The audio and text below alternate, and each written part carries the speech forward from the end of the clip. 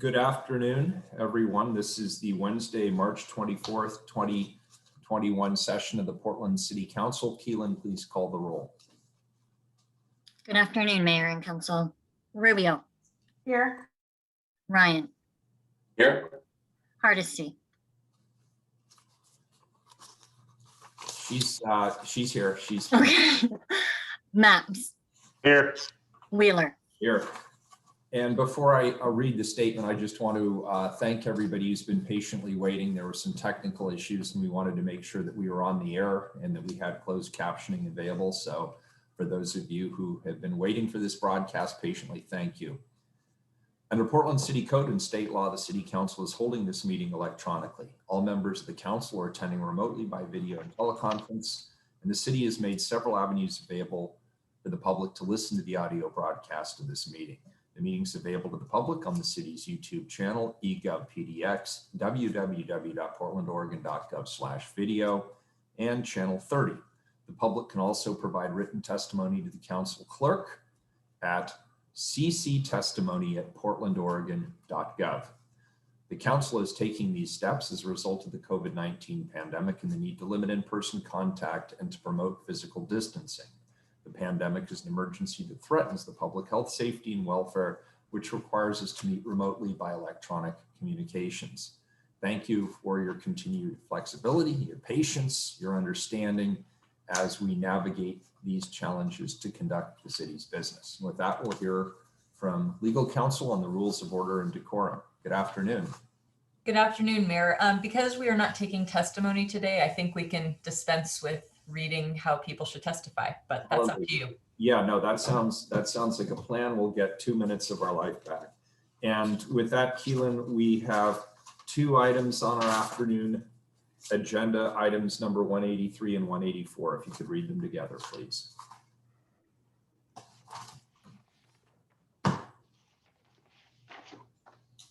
Uh, 183, amend Title 33 Planning and Zoning to facilitate the provision of shelter and housing options for Portlanders in need. And 184, amend City Code Health and Sanitation, Emergency Code, Public Improvements, Water, Property Maintenance Regulations, and Affordable Housing to facilitate the provision of shelter and housing options for Portlanders in need. Thank you. Colleagues, this item, of course, is a continuation of the Shelter to Housing Continuum Project deliberations. Last week, we heard several hours of testimony, and we've received over 2,000 submissions so far in terms of written testimony.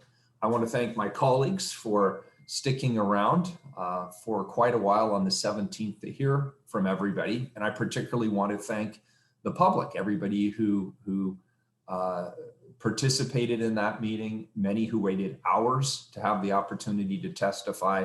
We really appreciate your feedback. Today, we're going to discuss what we heard in that testimony. We're going to have the opportunity to ask staff questions. We would also like to take this opportunity today to at least informally identify amendments that we'd like to be proposing. We don't need to make motions today, and we don't need to vote today. In fact, we're not going to vote today. But I would like us to give staff direction so that they can have an orderly set of votes for our time certain next week. So it's important that today we give them direction in terms, and as specifically as possible, about the types of amendments that we would like to see them bring forward. Daylighting potential amendments today will also give the public the opportunity to comment, since the written record is still open at this time. Before I ask all of you and me as well to reflect on the testimony we heard, I'd ask that the Bureau staff provide us with a summary of the testimony as they understood it up to this point. And I see Eric Engstrom is here and Joe Zender from the BPS staff. Why don't you go ahead and jump in, unless any of my colleagues have anything they'd like to say right up front. Good. All right, gentlemen, take it away. Joe, do you want to kick it off?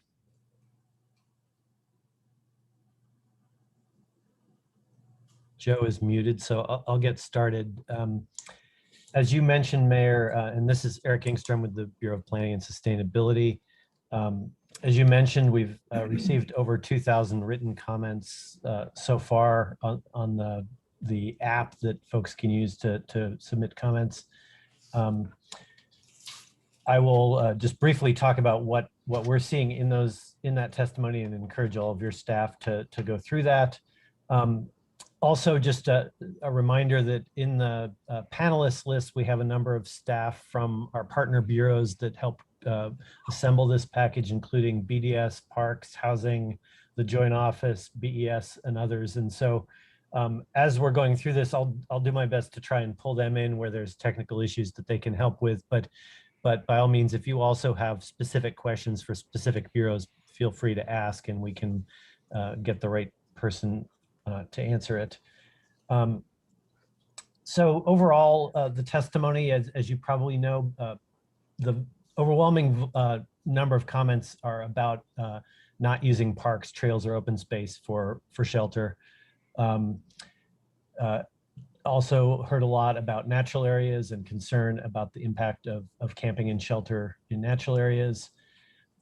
We mentioned this last time, but there's continues to be general confusion between, understanding the difference between sanctioned facilities and just informal camping that people see around town.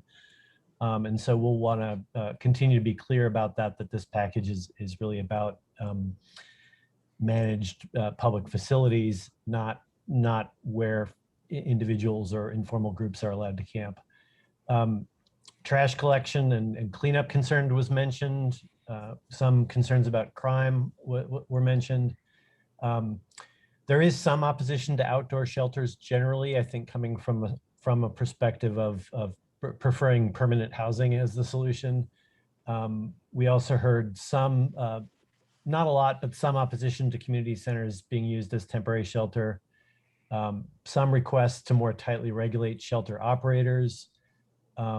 There also are some parks specific fears. In particular, the folks who live around Gabriel Park and Mount Scott are concerned that their particular parks will be part of this. And as far as I know, there are not any specific plans at either of those parks for outdoor camps, but that rumor seems to be spreading. We heard some support in the testimony for the Portland Neighbors Welcome amendment requests. There was a letter in the testimony that I believe you've received that had a couple amendment requests from them, and some people have expressed support for those. A number of general letters of support from faith-based organizations. Neighborhoods, in particular, East Portland neighborhoods have expressed concerns about geographic balance, notice separation between shelters, and there have been some requests to exclude East Portland neighborhoods from shelter siting. Some opposition to single room occupancy dwellings and RVs and tiny houses on wheels being used for housing. Some support also for tiny houses on wheels. There have been some requests for multiple tiny houses on wheels, more of a village model for housing, and this is distinct from the shelter option that we've provided in the package. And then there's some discussion in the testimony about either support or opposition to the sewer mandate for the tiny houses and RVs. So that's again, the overwhelming number of letters relates to the parks and natural areas topics. Earlier in the process, before the Planning Commission held their hearings, we heard many of these same concerns.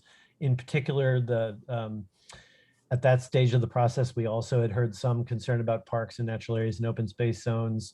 We, at that time, were receiving a lot of strong support for the RV and tiny house options early in the testimony. And then we had some support early in the testimony for many of the group living aspects of the package, although later testimony is not focused on that nearly as much. So that's a whirlwind tour of the testimony. And again, I hope you all have time to look through it in more detail, and I'm happy to answer questions about it to the extent I can. Thank you, Eric. And Joe, did you have more to add to? Just real quickly, Mayor, we really appreciate the time that your offices gave to staff on this last week to work through the issues and questions that came up with testimony, and it's going to serve your discussion today well, because it allowed us to get organized and sort of focus in on issues and positions. One other timing related issue is that one of the last steps that we as staff have to take after you vote on amendments at your next meeting is to update the state required findings so they reflect that final code package. And one of the quality assurance step that's important for us to take is to be able to take the time to update those findings so that we're better able to respond to any appeals that get filed with the state on your final code package so it can go into effect. So that's all I have to add, and thank you. Great. So here's colleagues what I would propose we do. I would propose that we give a little bit of space here for the city council to be able to express what we heard and what some of our initial thoughts are. Then I'm going to ask staff to take us through the various broad sections of the proposed ordinances, starting with the general questions relating to sheltering, then get to the questions around parks and open spaces and trails and the like, and we'll have time to chime in and ask more specific questions in each of those areas, and that will be a staff facilitated discussion. But I'd like to leave some space right now for the council to reflect on what we heard during that testimony. And I'll let whoever wants to jump in first. And if not, I'll jump in first. I'm happy to do that too. I'll go ahead and go. Mayor, I can't find my hands up button. I don't have it anymore. Oh, really? Yeah, for some reason it's not reflected on our screen. Go to, do you not have the participant list down at the I bottom? have the participant Click list. on that and then you'll get a raised hand that'll show up on the margin underneath the list. Try that. No, not there either. Well, that's okay. I've got it. I'm sorry you don't. Commissioner Hardesty, today we'll just be informal about it. You want to jump in first? I'm happy to jump in. First, I want to just really appreciate the incredible work done by BPS to bring this forward. Anytime we're talking about changing land use, you know, it creates a lot of fear and anxiety among people. And I just want to really appreciate Joe and Eric's continuously excellent work to really lay out what the choices are that we as the council face. And for my newer colleagues, let me just say that you missed the opportunity to be part of the council when the residential infill project was here, and that was a multi-year, I believe up to 5-year project that finally made its way through the city council. I want to also say I appreciate I appreciate all the community testimony, but what I especially appreciated was the compassion and empathy that most people used and understanding that we are in a crisis of a magnitude that we have not seen before, and that could get a whole lot worse before it actually gets better. I also share the concern that was raised over and over again around lifting of the eviction moratorium. I think we as a council have to do everything we can to keep people in the homes they have now, notwithstanding understanding that mortgages and rent must be paid at some point. I hope that we as a council will continue to center the folks who are most impacted by these decisions. Having said that, I think there's a misperception about how parks and open spaces would be utilized under this proposal. I don't think we did an effective job of explaining to the public that what we're talking about are self-managed operations that would have limited number of campers and would also have access to a laundry pickup, not laundry pickup, but garbage pickup and other necessities to make it operate like most of the self-managed camps that operate today in the city of Portland. I also want to remind the public that self-managed camps are the safest outdoor opportunities that our community members that are living outside have. because they manage the behavior of the people who are inside that camp. And we've heard testimony like that from a whole host of communities that live around self-managed camps. Um, I personally do not have any amendments that I plan to put forward, but I am very interested in what the council, how the council will act on the eviction moratorium, and whether or not that is something that we should have at the ready in case the state and the county refuses to act. Because I am very concerned about what would happen there. Um, Otherwise, I will just say that I am in support basically of what has been presented to me, and I look forward to hearing from my other colleagues about if they have any amendments that I should consider. But I am pretty happy with what we've been presented with so far and don't have any real problems with it right now. Thank you, Commissioner Hardesty. Commissioner Rubio, I think I saw your hand go up there. Thank you, Mayor. And at the outset, I indicated before that I wanted to create space where we could have more discussion about the shelter to housing and hear from the community. And so my hope was that continued community input would help us all to clarify the dimensions of the proposal and help us reach its best possible form. And I'm really pleased that that's happened. Last Wednesday was obviously a long day for all of us, for community, council members, testifiers, and staff, but it really did help me clarify some of my thinking around the proposal and deepen my knowledge as well, particularly hearing from folks with lived experience and things that I hadn't considered. So I just hope that as we continue to move forward with shelter housing and with other big policies moving forward, like economic recovery, community safety, climate change, and air quality, that we really allow ourselves the time and space to authentically center community in our approach, to collaborate with one another and to get these policies right. We'll always have timely or urgent decisions to make. That's the nature of this job and this role.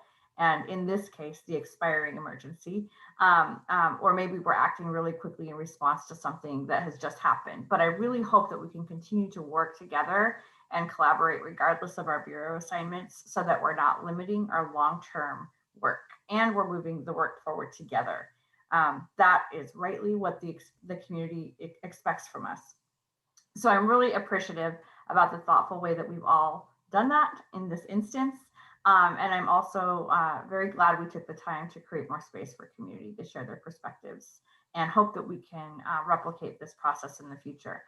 Lastly, I'd just like to echo what my colleagues have said and give tremendous appreciation to the thoughtful work of planning and sustainability commissioners, as well as the great and careful and complex work of Eric Enstrom and Joe Zender and the team at BPS to bring us to this point today. That was a significant undertaking, and want to appreciate that we are just seeing the end result of years of work, and we're so appreciative. So thank you. Thank you, Commissioner. Anybody else? Commissioner Maps, I see your hand raised. Yes, I apologize. My hands up button has disappeared this afternoon. That's all right. I can see you all just fine. That works. Then I'm jealous of Commissioner Ryan, who has his hand icon. I must have gotten on the naughty list or something. Like my colleagues, I want to express my appreciation to staff who put together this really visionary proposal for how we can go about serving our houseless community more effectively. I also want to thank the more than 100 Portlanders who turned out to testify. I appreciate your humanity, your vision, and your commitment to our city. Like Commissioner Hardesty and the mayor, I also want to remind the public that I think there has been some misunderstanding about the scopes of this proposal, especially around camping in public or open spaces, specifically in parks. At least in my reading of what was before us, that was never what was on the table. And it's not something that I would support, frankly, although I think there's some situations where we might use our public spaces or open spaces to house the homeless. And there's some minor amendments that I plan to advance today. But the big proposal that I want my colleagues to consider and staff to consider is to break out the discussion surrounding RVs and tiny homes. I think this is an incredibly important issue, which frankly has been overwhelmed with public concern about camping in open spaces. So I would suggest to council that at some point we break that off, break the tiny houses on wheels issue and the RV issue out, and we have a separate work session on that. My main concern here is that we effectively balance the need to provide people with alternative shelters. At the same time, we protect the environment. Excellent. Thank you. Commissioner Ryan. Yes, good afternoon. Just a few things because I look forward to diving into the work like the rest of you. First, I'm a little giddy right now, just have to say it. The University of Oregon women and men are in the Sweet 16 in March Madness, so hence the sweater. Okay, got that out. I'm also want to say that the testimony last week, in my opinion, so far since I've been on the council, was the most, and it was mentioned earlier, it was just so thoughtful. And you could tell people that testified were speaking their truth, and it was very refreshing. It was a long session, but it was worth every testimony. And I just want to thank all of it's great to live in a city that is so engaged in the well-being of the entire city. And you really, if anyone tuned in last Wednesday or last Thursday, when was that? Last Wednesday afternoon. Yeah, it was a really, I love Portland moment. And I thought the staff just did an amazing summary of what we listened to, and I appreciate that synthesis. And Commissioner Hardesty, I'm glad you brought up the eviction moratorium. I want you to know that Director Callahan and I are talking about this, but more importantly, we're taking action. So it won't be an emergency conversation in June. But I appreciate you bringing it up. I just want you to know that the mayor asked me about this a while ago. And so Director Callahan and Director Jolin and I are in frequent conversations, and we'll be coming back to you within the next month with some update on how that's going. So, but thanks for bringing that up. And I'm sorry I failed to mention that until now. Anyway, looking forward, we have a lot to do, so I will be brief, and let's do this. Very good. Thank you. And I think I am last, if I'm not mistaken. We got everybody else correct. Good. So first of all, I want to acknowledge and thank the public. This is a theme all of us have mentioned, and I definitely agree. It's fantastic to have that public input. We appreciate it. It gives us an opportunity to better understand the issues that are in a proposed ordinance, and also understand where it needs to be strengthened. And I heard a lot during public testimony last week. I took extensive notes. I heard a number of themes that we're going to be discussing today as we're considering amendments on what we heard. First and foremost, I want to acknowledge what a couple of you have acknowledged, which is that overwhelmingly, regardless of whether people were very supportive or not supportive, what I heard people say uniformly was that they do have concern and compassion and empathy for people who are living on our streets. And they're looking to us, the city council, to be humane as well as effective in our approach to address that crisis. So I want to call that out first, that there was an overwhelming theme of compassion for people who are living on the streets. Second of all, it goes without saying that the biggest concern that was raised was around the question of shelters and camping in parks, on trails, and in natural areas. And while I agree with much of the concerns that people expressed, I actually would like to say I don't think some of those concerns are necessarily well-founded based on the language, but I think there are also opportunities where we could strengthen and clarify the language. I think that in and of itself would address a lot of the concerns that we heard. I certainly heard about the desire for shelters to be equitably distributed throughout the city. I also heard resounding support for the city's continued efforts to provide safety and stability to people who are currently experiencing homelessness. And I heard a lot of people talking about their support for us working towards solutions in providing shelter to people who live outside. So not directly related to this particular set of ordinances, but completely relevant. The package of code changes that we're considering codifies what we've learned since the very beginning of the state of emergency. It recognizes the importance of having the option to create shelter in many different areas across the city to meet the needs that exist in those areas. These code changes are important, I believe, and a necessary step towards ensuring that we can have a highly effective, diversified, and geographically based emergency shelter system for people who are experiencing homelessness in our community. Now, with the remaining time we have today, we will work to identify the amendments that should be put on the table next week. We have Bureau staff obviously available from multiple bureaus to answer any questions and better inform our decisions.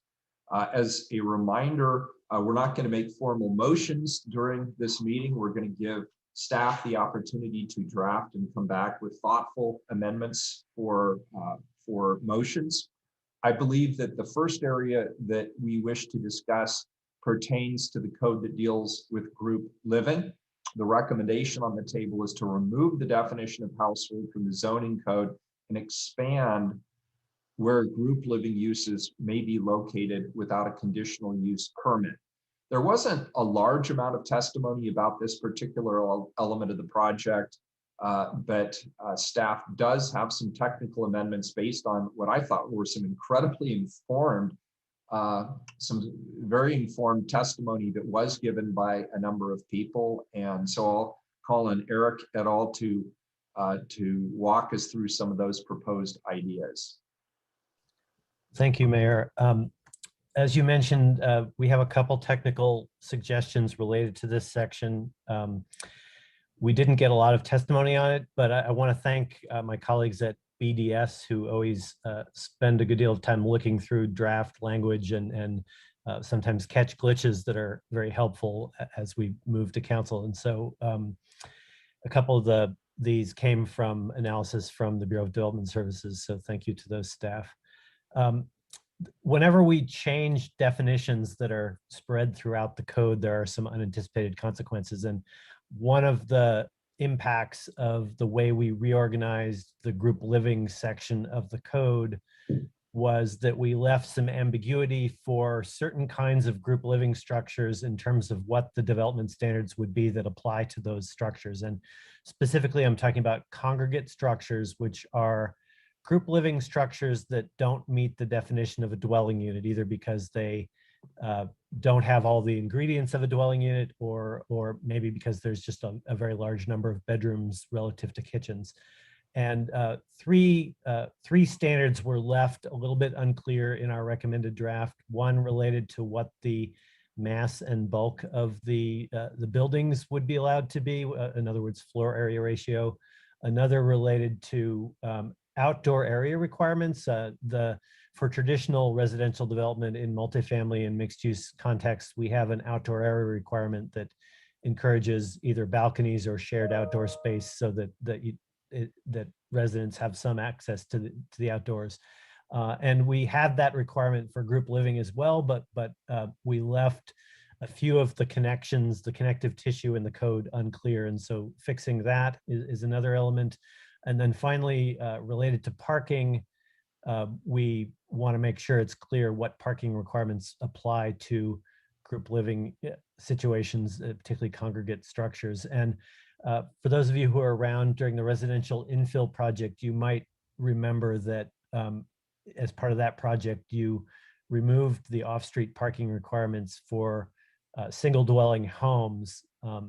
And when we reorganized the group living section, we left group living uses that would be allowed in single dwelling zones with dramatically more parking requirement inadvertently. And so we're trying to make sure that that playing field is somewhat level and that there's a similarity there. So this amendment would change the parking standards to sort of create that same situation for small group living uses that don't require conditional use in single dwelling zones. And with your permission, I'll share a screen just briefly to show you those amendments, if that makes sense.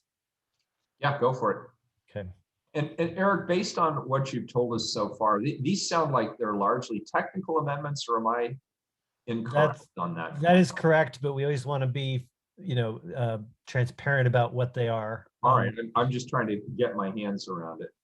So the first one is related to congregate, and you should be able to see my Word document on the screen right now.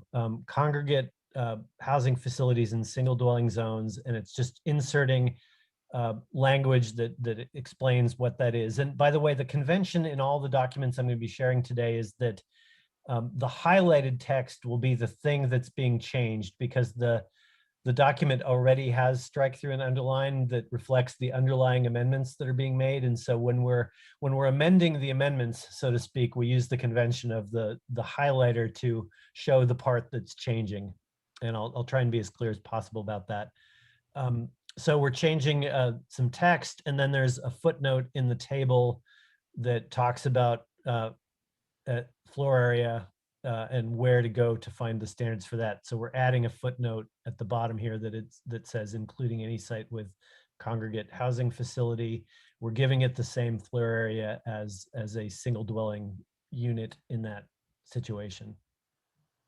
So that's the first item that I mentioned. The second one here is the outdoor area requirements. Here we're changing the language to be more generic, to say on a site with a residential use. And then we're adding a reference to sites with a congregate housing facility so that that's clear. And then making sure that the specific standard is cited. And this is something that was lost in the shuffle when we eliminated the former group living chapter of the code, that standard went away inadvertently. And so we're restoring it here. So that's the second element, dealing with outdoor area. The third is, as I mentioned, the parking requirement, and that's changing something in chapter 266, which is the zoning code parking chapter. And so basically we're adding a section here that is for group living, and it's basically saying that it's not required if it doesn't require a conditional use, and that would be for the small group living facilities that are under 3,500 square feet, that under this package would no longer require conditional use review. And so that gives them the same footing as the essentially a single dwelling situation. And then also changing the actual table to refer to bedrooms rather than residents, which is consistent with the provision in the way we're reframing all of the group living situations to not be addressing sort of the people relationship element, but dealing more with bedrooms as the currency of density. So those are the three clarifications around development standards. There is one other technical change here that BDS is requesting, which when we eliminated the definition of household, we may have caused them a little bit more difficulty enforcing the accessory short-term rental regulations, because that regulation refers to households in terms of how many people could be in a structure. And so the current practice is that a household can include up to 5 unrelated individuals. And so in this particular short-term regulation, what we're saying is we had already deleted the reference to the household, but we're adding the number 5 there so that they have a reference point to how many people are allowed to be in the short-term rental in that situation. Otherwise, there's not any sort of hook for them to be enforcing the volume of that use. So Mayor, if I may. Yeah, jump in. Eric, I'm curious as to if this would, making this change would have an impact on the Airbnb market, and if so, I'm always worried about when we change policy, like what are the unintended consequences, and just really curious if this would, in fact, create some loopholes for Airbnb that do not exist today. I think it's actually keeping us from opening new loopholes, I think, is the way I would characterize this. The current enforcement, they are in effect using the number 5 already, because that's by definition the number of unrelated people that can be in a structure, and the current regulations refer to the household definition. This is also addressing a type A short-term rental. So these are the smaller ones that require less process. The larger sort of the larger situations that still require conditional use are not affected by this limitation, is my understanding. And I don't know if any of my BDS colleagues who are on the call, if you have anything else to add on that question, either Matt or Kristen, if you're on the call, if you have any further thoughts.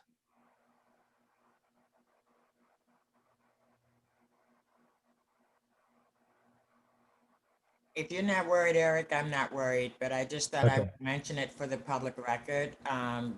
Yeah, I think this is essentially keeping the status quo through different language since we removed the household definition, which got us there before. Thank you. So those are the elements related to household living, and as I mentioned, those are all fairly technical and minor. There was not, as far as I'm aware, we have not received any requests from any of your offices for larger policy amendments to this section. Okay, very good. And I also want to just reiterate that the public record is still open. So if there's people listening to this who are hearing things and following along in the code and want to make recommendations to us, that is still very much appropriate and appreciated. So it sounds like you have heads up then, unless I'm misreading anything. We'll say heads up, thumbs up on that to go ahead and draft specific amendment language for those technical amendments that you brought forth. Thank you, Mayor. And I guess I'll mention too, just across the board with all of this, is that I'm sharing language that's preliminary, and what we'll be going back and making sure that this is in fact the language we want to use. But in most cases, I'm sharing actual language today, but it is tentative still. All right, that's good, and I appreciate it. So we'll wrap up that section. We'll now transition to a meatier topic, which is discussing amendments related to sheltering in Title 33. And I anticipate a lot of the discussion here is around amendments related to open space and natural areas and definitions of outdoor shelter and some technical amendments. And so I would suggest to our team that we begin with what I think everybody's most interested in discussing, and that's open space and natural areas. So why don't I go ahead and kick us off before I turn it over to Commissioner Rubio, and I think Commissioner Ryan also has some insight into this. I'd like to provide a point of clarification of what the project does and does not do when it pertains to open space zones. I think there was some confusion on this subject last week. In the recommended draft that we have before us, permanent shelter is prohibited from open space zones. Temporary shelter is allowed, but only under very specific conditions. That is, number one, during a declared state of emergency, and number two, for a limited number of days during a calendar year. Areas zoned open space include natural areas, but they also include developed infrastructure, such as buildings and parking lots that can be appropriate and suitable places for shelter on a temporary basis. The homeless crisis that we're in right now, for example, challenges us as a community with how we grapple with multiple priorities simultaneously. As a council, we're tasked with determining how to leverage the city's limited resources to serve everyone in our community, both housed and unhoused, while preserving our important natural areas that make Portland such a special place to live and call home. And I think we heard a lot of that expressed during the public testimony last week. So I want to reiterate, this project is not about legalizing unsanctioned camping. And the code, again, states quite clearly that permanent shelter is prohibited from open space zones. So what we are doing here is we're trying to remove barriers to building more managed programs run by public agencies and qualified nonprofit partners that can achieve positive outcomes on both of these priorities. As an example of the partnerships that can be done, I just want to point to Our partner Do Good Multnomah, which is a homeless services nonprofit that focuses specifically on veterans. They ran a winter shelter in the Charles Jordan Community Center this winter. And I want to thank them, and I want to thank the Parks Bureau leadership for their use of that space. I think that was an effective and smart use of space during the crisis. And we were able to keep hundreds of people safe and warm this winter because of the use of that facility. And so I just want us to keep in mind here, we're not talking about a wholesale departure from what we're currently doing today. With that, I'd like to turn it over to Commissioner Rubio, who led the work on drafting amendments related to open space and natural areas for us to consider. Commissioner Rubio. Thank you, Mayor. And I also want to thank everyone again who testified last week about shelters and open space zones, and to the many, many others who submitted written comments and contacted our offices. My staff and I have had ongoing conversations with Commissioner Ryan's office, with the Joint Office of Homelessness Services, with BPS, Parks, and other council offices about shelters in open space zones. And for those who might be watching, I also want to reiterate what the mayor said, that open space zone is a term from the city zoning code, and it includes several different kinds of properties besides parks and natural resource areas. And that came through in the testimony as well. During this section, I'll provide a high-level overview of amendment ideas that have been discussed since our March 17th hearing. And after I've gone over all of the options, I'll turn it over to staff, who will provide additional information and answer questions. Then we can move forward from there. So first, there seems to be agreement among council offices that there is not intent, and there never was the intent to put temporary outdoor shelters in parks and natural areas.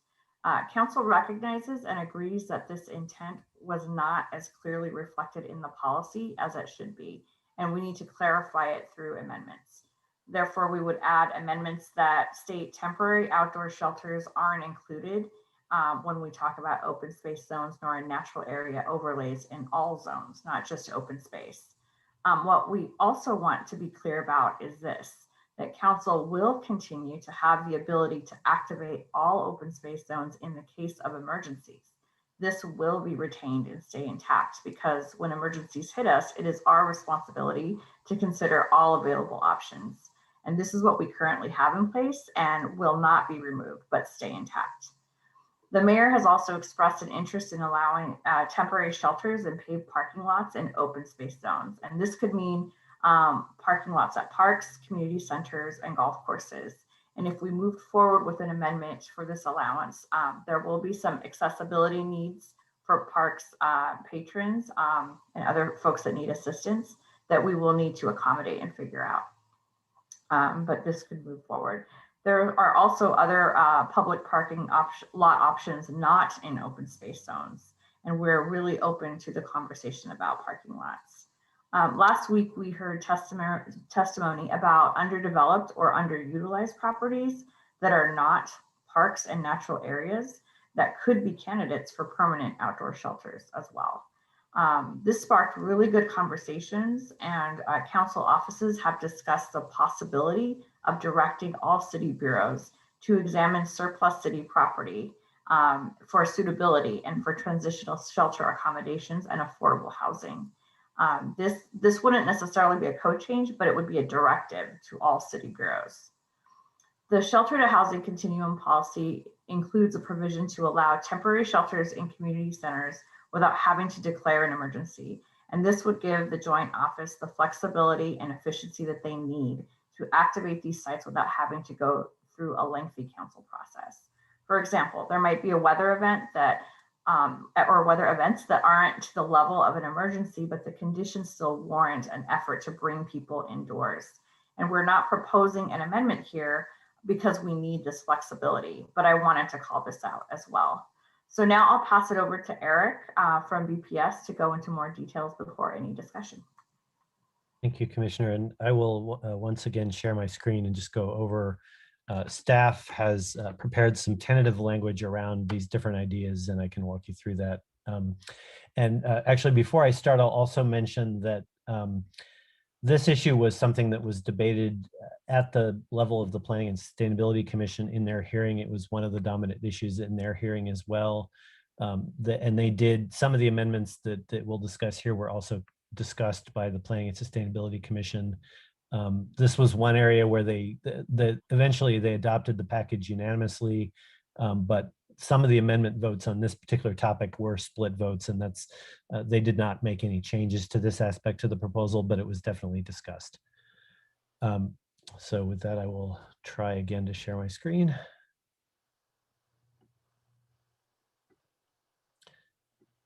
Okay, so the first topic that the commissioner mentioned was the idea of excluding various natural resource overlay designations in the zoning map from the temporary shelter clause.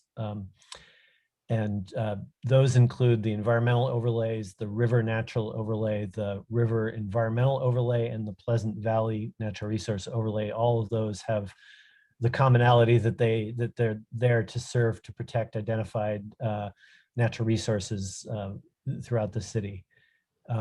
And I'll mention that we've drafted tentative language for some of these, for all of these options that we're discussing today. But some of these affect the same section. So one of the things we would do next after today is, depending on your general direction, we may have to weave some of these together because they're not all mutually exclusive. And so in several instances, we have not done that weaving together part. I just wanted to mention that. So that's what the change to H is related to that. That's the 180-day in a calendar year clause that has been the subject of a lot of testimony. Eric, can I just ask a clarifying question? I hate to be stupid. So what I'm seeing here in purple, that is added language, is that correct? Or are you just highlighting that as an area for proposed change? Can you be that in this case, that's added language. The non-highlighted is already part of the proposal. It simply says that mass and outdoor shelters are allowed as a temporary activity for up to 180 days in a calendar year, and we'd be adding the statement that the natural resource overlays are excluded. Okay, good. So we're just being more specific in terms of the language as opposed to stating intent. We are now being explicit about it in the language. Yeah, as you mentioned, there's never really been an intent from any of the either the joint office or the various bureaus involved with this to put shelters in these overlays, but making it explicit is what we're doing here with this language. Yeah, I support this. I think that'll put a lot of people at ease. The language below to 33-285 is parallel language that would deal with permanent shelters. And it's been staff's suggestion that if you're going to identify a list of overlay zones in the temporary section, you might want to have the same list in the permanent chapter. And right now, the permanent shelters are prohibited in the environmental overlays in the scenic and the flood hazard area, but they do not exclude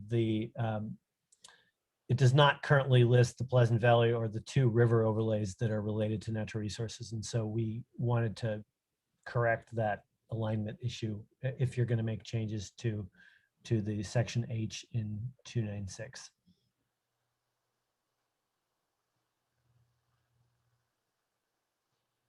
Any other questions about that? Commissioner Mapps has a question. Mingus, you're still muted there. Thank you. Sorry about that. No worries. I have a question about the H here. Mass and outdoor shelters are only allowed for 180 days within the calendar year.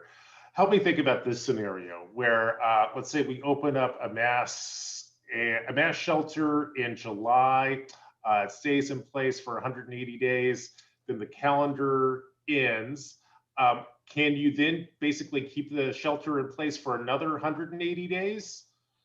It's per calendar year. So as written, yes, although as a practical matter, what we've heard from most of the shelter providers is the need is really in the winter. So and for smaller periods in the summer during heat or smoke days. And so a more likely scenario is someone would open something up in October or November and keep it open over the winter, and you'd be straddling both years. So you're saving your allowance for the next fall, essentially. So it's less likely that you'd be open for 360 days in one streak, but technically, yes, the language does allow that. Maybe at some point I'd love to unpack that a little bit with my colleagues and staff. But thank you. And I'll just mention here too, this section, the current language that's recommended refers to mass shelters as well as outdoor shelters. And just a brief reminder that mass shelters is the technical zoning term for the indoor shelters where people are in congregate rooms, essentially. And then the outdoor shelters would be the village model or Sure. that kind of situation. Okay, if there are no other questions, I would move on to the next topic that was identified by the commissioner. And this was dealing with the paved parking lots. And once again, this is changing the same section. So if we like more than one of these, we'll weave them together. But for now, what this does is breaks out the mass shelter and outdoor shelters into separate clauses. And then for the outdoor shelters, it excludes things that are not an existing paved parking area from that provision. And so the mass shelters we did not modify because those are by definition indoors. And the outdoor shelters would be the ones that would be outside. So we'd be saying that would be something only appropriate in the parking area. A reminder that the outdoor shelters include a couple different possible models. The term is broad enough to cover things like the village model where people are living in small cabins or sheltering in small cabins, I should say. It would also include tents or yurts or vehicles which might correspond to what has been discussed with the safe parking model where you set up an area for people who are camping in their vehicles to be in a safer space than just beside the road. And so all of those different approaches are captured within the term outdoor shelter as currently drafted.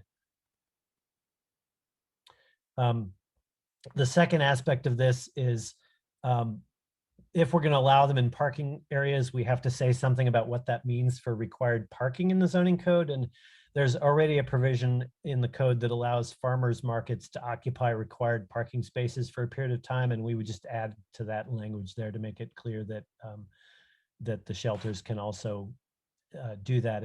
If we didn't make that second piece of this amendment, questions would come up about even though we theoretically allowed it in paved parking lots, the zoning code might imply that you can't do it because you'd be taking away required parking. So this is just clarifying that you can take away required parking temporarily as part of that use.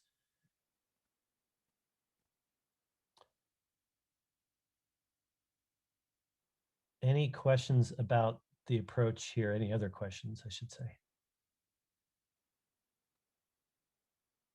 So again, this was responding to the idea that although generally we did not have in mind using parks and open spaces and natural areas as a place to put outdoor shelters, there may be some limited situations where it would be appropriate, and parking lots were identified as one of those potential uses.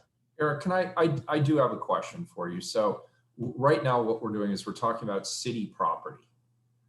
And so in the event that, walk us through what would happen in the event that a decision was made somewhere, somebody got the idea that they wanted to use a parking lot for a temporary shelter, a parking lot in a parks facility. What would the procedure be?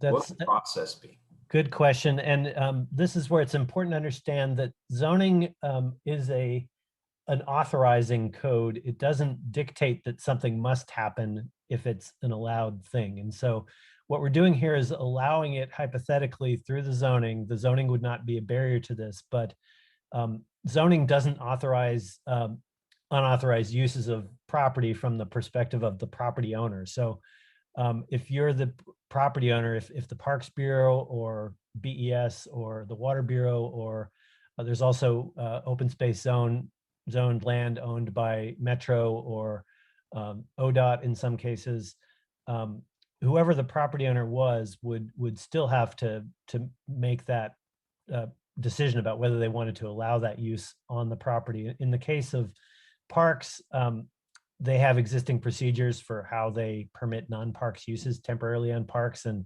I would invite park staff is here in the room if they would like to speak to that particular question about how they would approach that. Well, that would be helpful. And I think part of what I'm getting at is, that there are still checks and balances even within this, given that it is a parks facility and the public has a great interest in their parks facilities. It's ultimately still going to have to be approved by a sitting city commissioner, particularly the commissioner in charge, one would presume.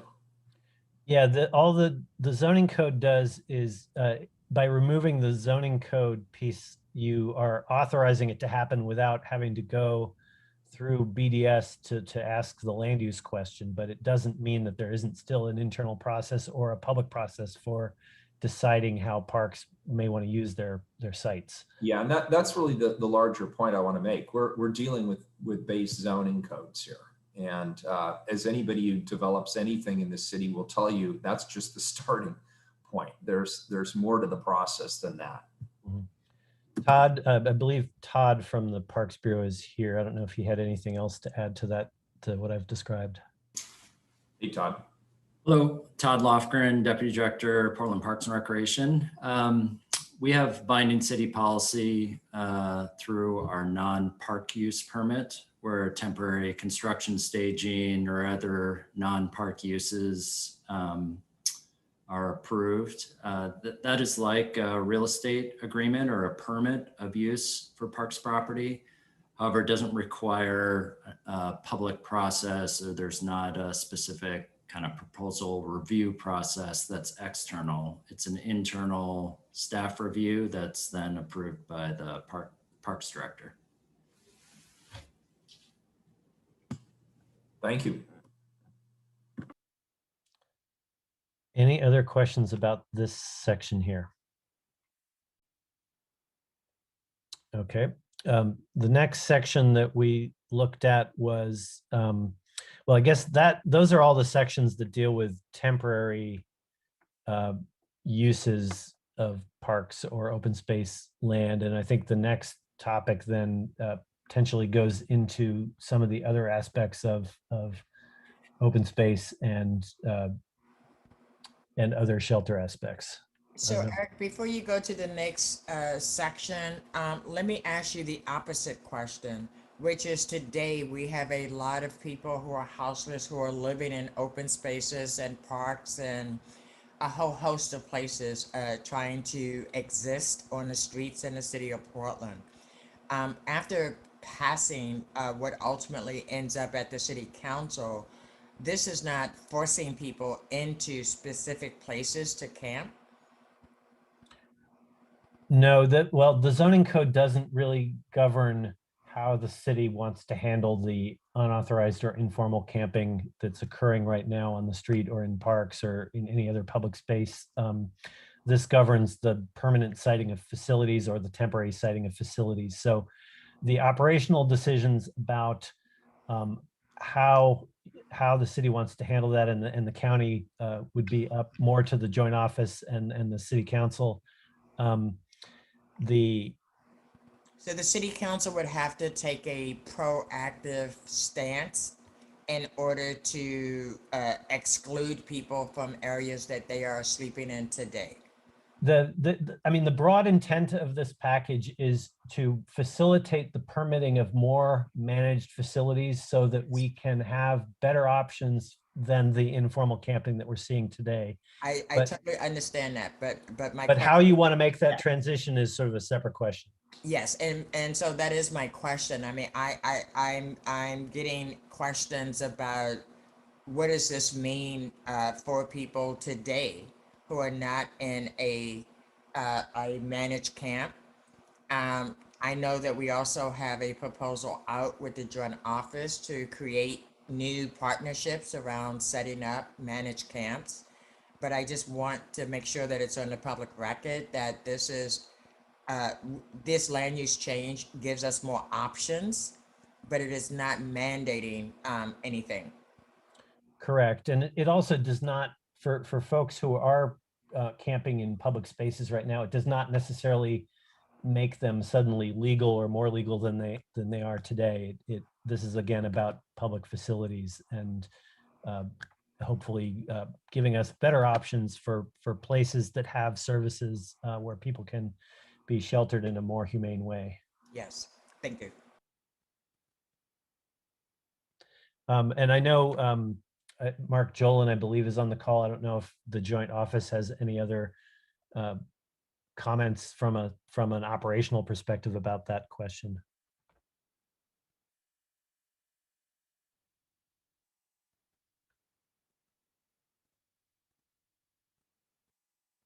Okay, hearing none, I'll move on then. As I mentioned, I think those were the primary amendments that we've heard from in terms of helping to clarify the open space and natural areas questions. So the other items on the list, I think, are slightly different topics.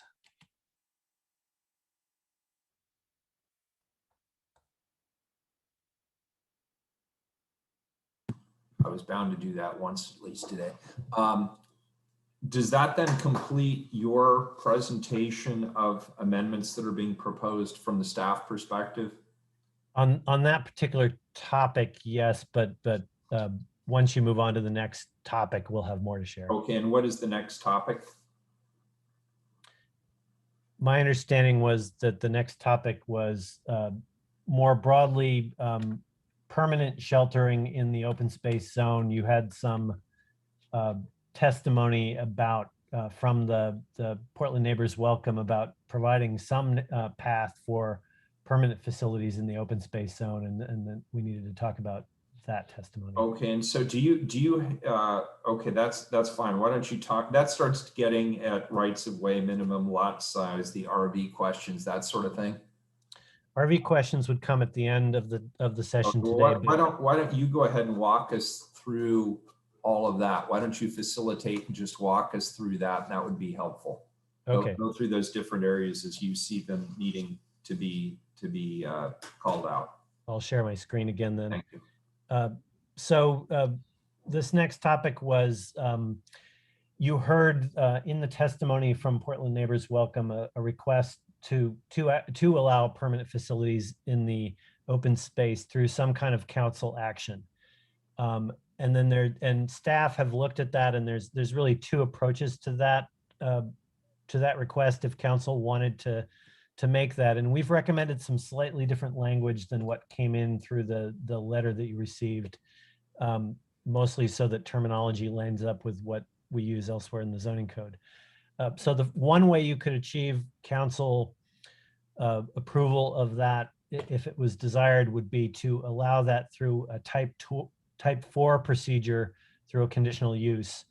And a type 4 procedure is automatically going to include a council hearing. So we've come up with language that would do that by amending one of the sections of 33-100. And then also in section 285, you would clarify that outdoor shelters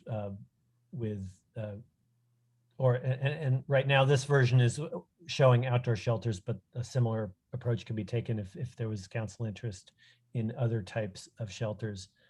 What we've done here in this section here is to show that it's a type 4 procedure under number B sub 1 there. So that's one way to do it, is through a land use review if you wanted to do it through the zoning code. Another way that has been discussed, and I don't have specific language for this because this is not the zoning language, but Commissioner Rubio mentioned the idea of a separate directive outside the zoning code to ask bureaus that have property to identify surplus property. And that would of course include some land that's in the OS zone. And if you did end up identifying land that's currently zoned OS that's not being used as a park or natural area, where you felt that shelter or housing was appropriate, you are always, it's always possible to rezone that property through a future planning action. And so you could essentially include a directive in this ordinance to go search for more property that would lead to a follow-up planning action. Eric, I do have a question on that, if I may, Mayor. Yeah, please. So today, if a bureau that cannot use the land that they own, by city policy, they are required to first offer it to another bureau, and then second, sell it for the highest dollars amount they can get. So if we are thinking that there's land that we currently own and other governments own, then that policy will have to change at the council level. It will not change just based on us changing this. Am I accurate? Yeah, you would, all this would do would be to direct that inventory, and then you would have to come back and decide what policies need to be changed and what zoning or policies or any other regulation needed to be changed once you've come up with that list of properties that you think are appropriate. Can't we just change the policy prior to having a list, just knowing that this is coming back? You could, yeah, that we did not write that option up, but there's nothing in this approach that would preclude that. Thank you. I guess the other thing is just a reminder on this, if this approach is taken, a reminder once again that there are a variety of agencies that own property. So you'd want to engage with all of those entities and make sure they saw this coming.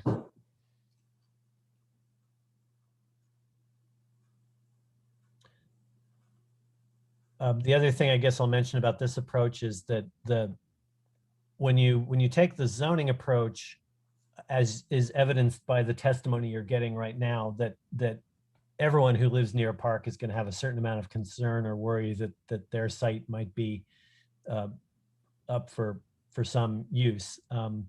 Taking the inventoried approach would potentially reserve the concern once you have identified sites for the actual sites that are being identified, rather than having a concern spread throughout the community for all possible parks and open spaces. And I think that the zoning staff, I think, believe that the inventory approach is a cleaner way potentially, because the zoning code, doing a conditional use review through a type 4 procedure in an open space, that would be a challenging review. And you may get a better process if you just consider it through a zone change after after identifying the potential properties. And again, both of these options are only if you choose to entertain the Portland Neighbors Welcome testimony that they would like some narrow provision for use of permanent facilities in open space areas. So that's any other questions or thoughts on that topic?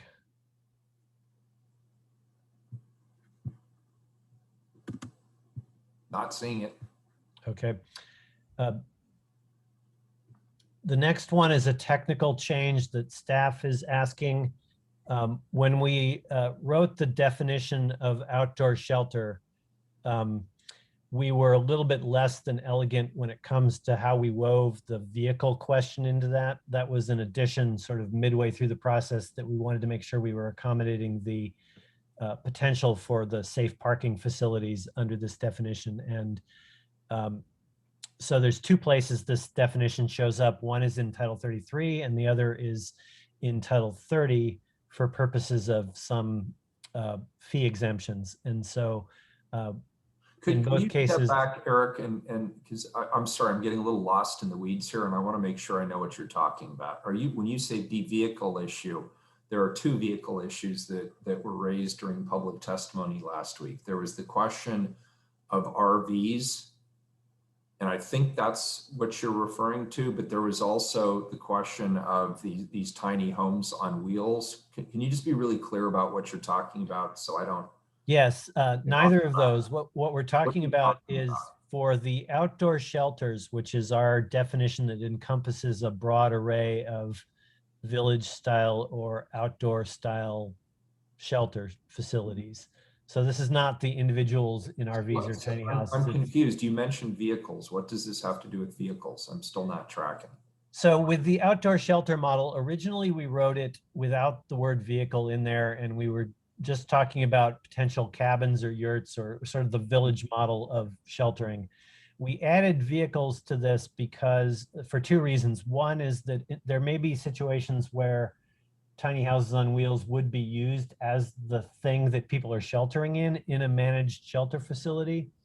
And second was that we wanted to include within this definition the capacity to handle the safe parking style of facility where people who are camping in cars or other types of vehicles would have a safe place to go that's better than being on the side of the road. And so the definition includes vehicles in the list of possible accommodations in an outdoor shelter. We did that in a slightly confusing way, and we just have a rewording suggestion that's down below to make it a little clear, we think. Okay.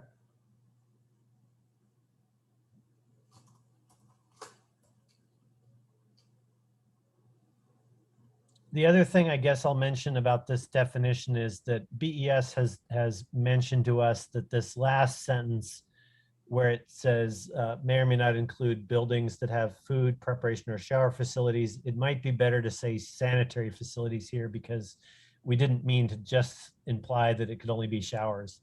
So that might be a further word swap that we suggest, but that's just recent feedback we got from BES.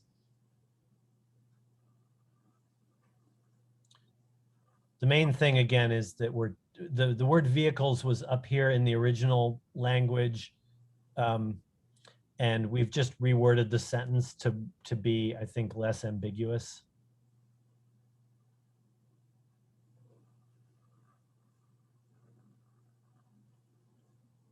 Okay. And again, this is tentative language, so you can ask us more questions about this before you vote on it. The next item starts to get into the question of shelters on institutional sites in single dwelling zones. And maybe I'll skip over that one for the moment and go to the site size question.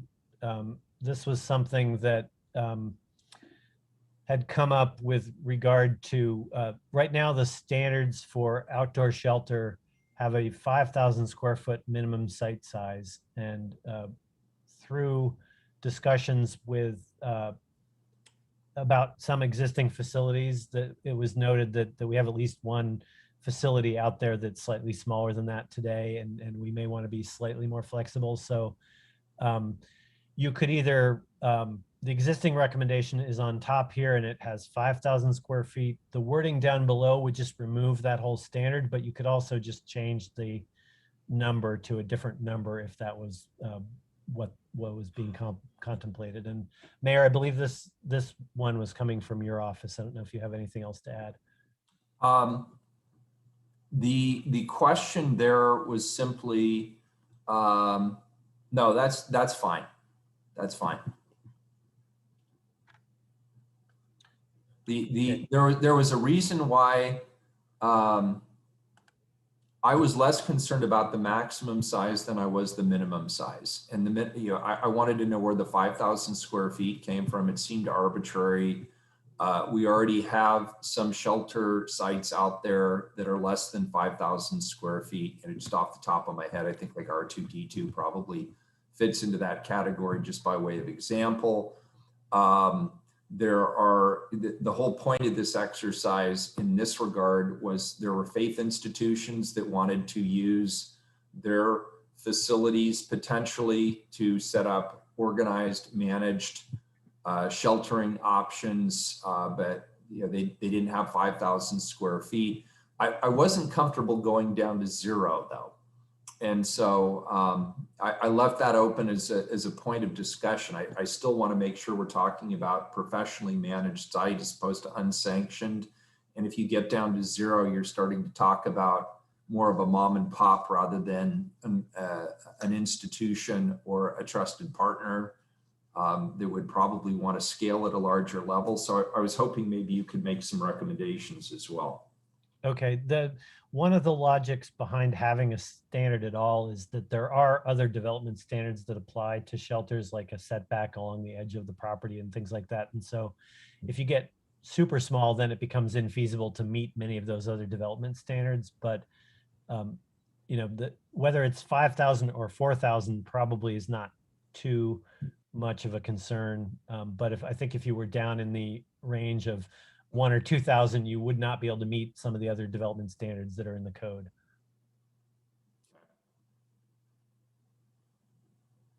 Are we talking temporary or permanent shelter here? This is permanent shelter standards. Okay.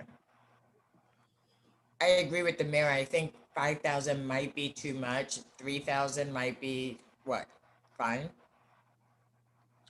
I'm not sure what, because every shelter I've seen has been different configurations, and as a board member of Payment Solutions, I've been into a lot of shelters, and I don't think most of them would fit the 5,000 square foot criteria. Yeah, and for reference, the 5,000 is kind of a standard size lot in Portland in many cases. But our minimum lot size for, just as a reference point, our minimum lot size for residential single family development is 3,000. So that may help just get a scale sense. It does.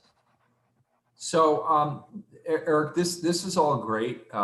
We could go through the entirety of the document in fine-tooth detail. And if that's what my colleagues would like to do, we can certainly do that. But I'd sort of like to keep us focused on the big issues that we heard public testimony around. This issue here is sort of a minor issue.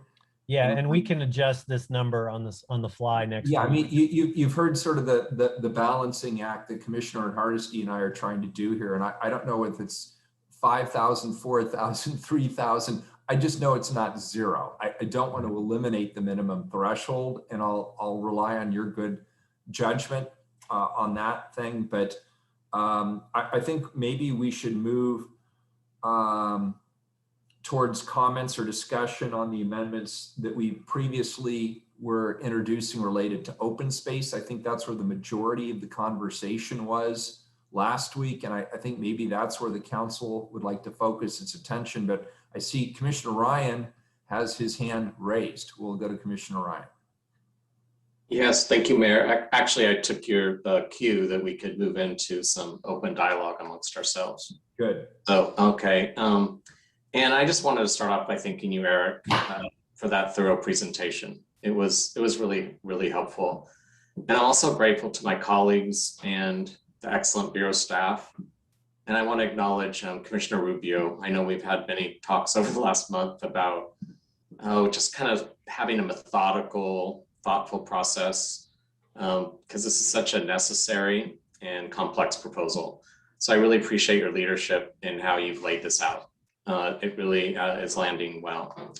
I think all of you know, as Portlanders, we have to be thorough and transparent about what many would say is the #1 issue that's gripping our city, and that's the houselessness crisis. And we're doing just that today, and I appreciate that.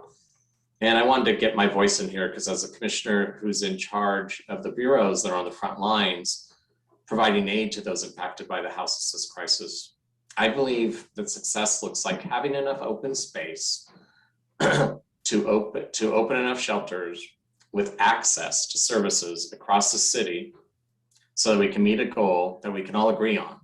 And I'll just go ahead and start off with a goal that all Portlanders have a safe space to rest and find stability and access to those services that will lead to that housing and stability. So the status quo just can't continue. And that's why we're here and why we're looking at these important codes. This can happen in parking lots, buildings, undeveloped land. What is clear is that we need a wide array of choices throughout the city to meet all the needs that we see every day. Whether we're talking about our neighbors suffering on the streets or unsanctioned camping in our parks and sidewalks, the status quo, again, is just not going to cut it. It's a public health crisis, and the amendments that we have on the table are a major step in that right direction. And speaking of steps, this was brought up a little bit earlier. We have some action in motion at the moment. We have actually over 36 respondents to the Joint Office's request for proposals for alternative shelter ideas. The desire is to meet this need that is out there. And we also have 3 million in proposed funding for the alternative shelters from the Here Together proposal amendment, but the voters passed the proposal, the measure the voters passed last May.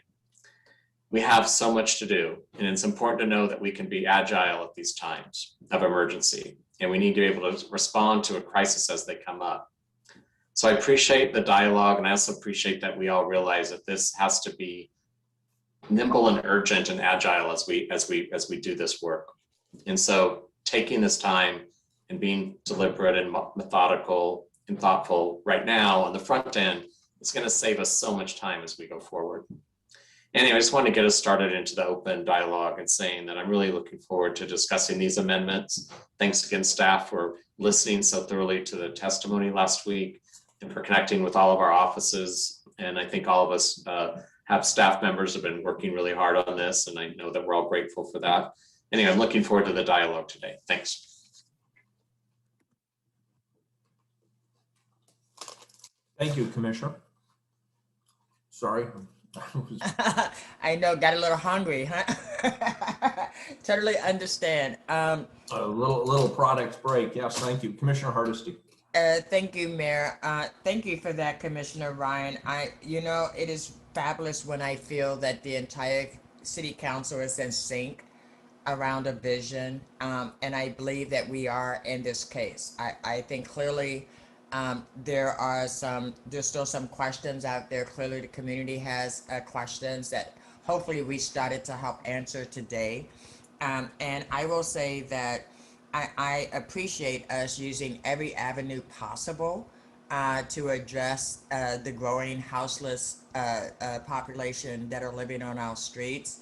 As we heard today at the communications, there are a lot of reasons why people are on our streets, medical reasons, other loss of jobs, loss of housing for whatever reason. There's a lot of reasons why people are on our street, and I appreciate the thorough approach that we're taking to making additional options available. If we were actually going to start banning people from camping in places without us having adequate spaces for people to be, I would be very opposed to that. Because again, unless we are able to provide a safe shelter for all the people who are houseless, we cannot, with a good conscience, start pushing people into places that may or may not fit what their individual needs are. So I am really supportive of the direction that we're going.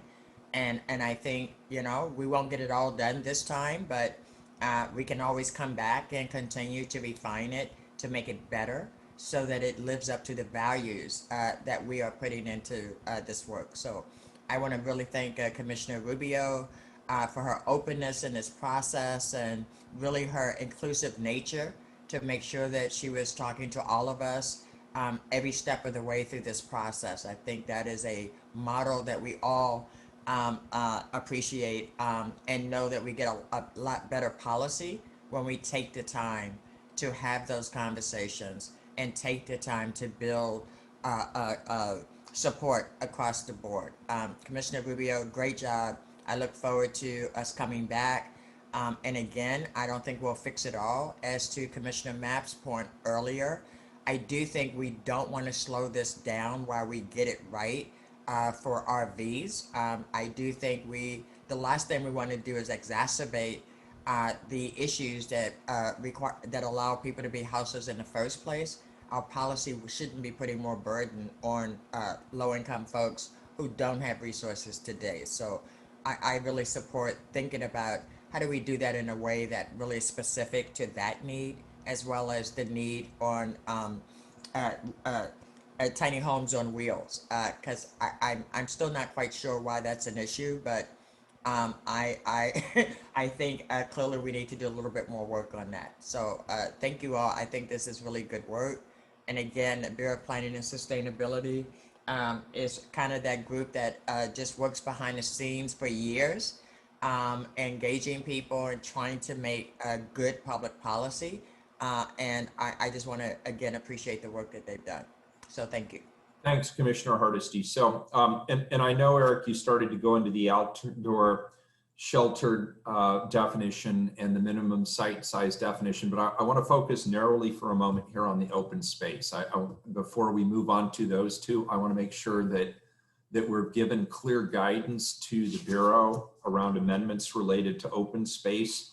And we heard a number of specific language suggestions on the open space, particularly around, I would describe it as exclusionary language. It's language that clarifies the intent of the City Council around natural areas and open spaces. Was there any further discussion on that issue or any further guidance that we would like to give the bureaus with regard to what Eric and Joe had mentioned around the open space questions? Are we generally head nod good then with the direction that staff had proposed? Very good. And again, to the public, if you do not agree with this, let us know. Please, the record remains open and you can still testify to us directly at cctestimony@portlandoregon.gov. That's also available on the website. The next area, Eric, that you had mentioned then was around outdoor shelter definition. And could you be more specific in terms of the guidance that you're asking this council for with regard to the definition? I think the definition change we saw as a technical rewording. So we just want to make sure you're not confused about that and whether you had any other questions. Colleagues, any further questions, or do we feel that we've given sufficient guidance based on the presentation Eric gave? I'm giving a thumbs up. I see Commissioner Hardesty, Rubio, Maps, Ryan, we're all good.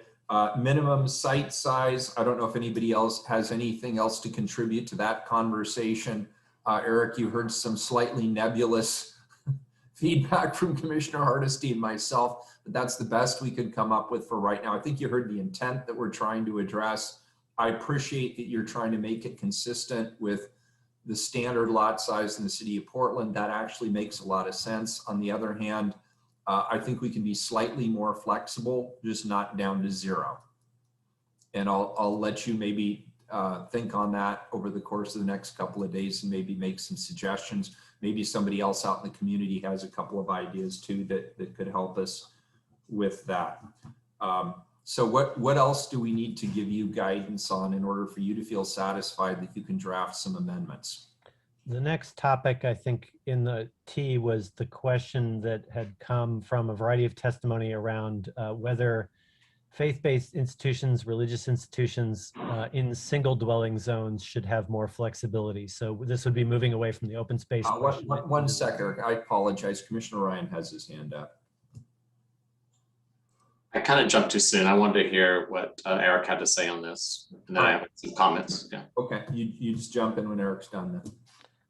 Okay, so if it's all right, I'll share that document again.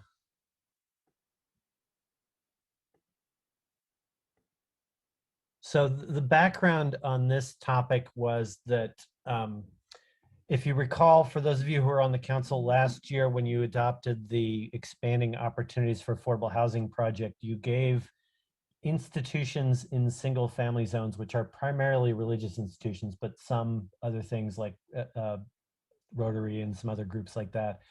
You gave institutional uses more flexibility to use their site for affordable housing projects without reopening their conditional use permit. And in that project, we had testimony, and then we've had some testimony throughout this project that we should be more flexible with shelters as well with those same sites.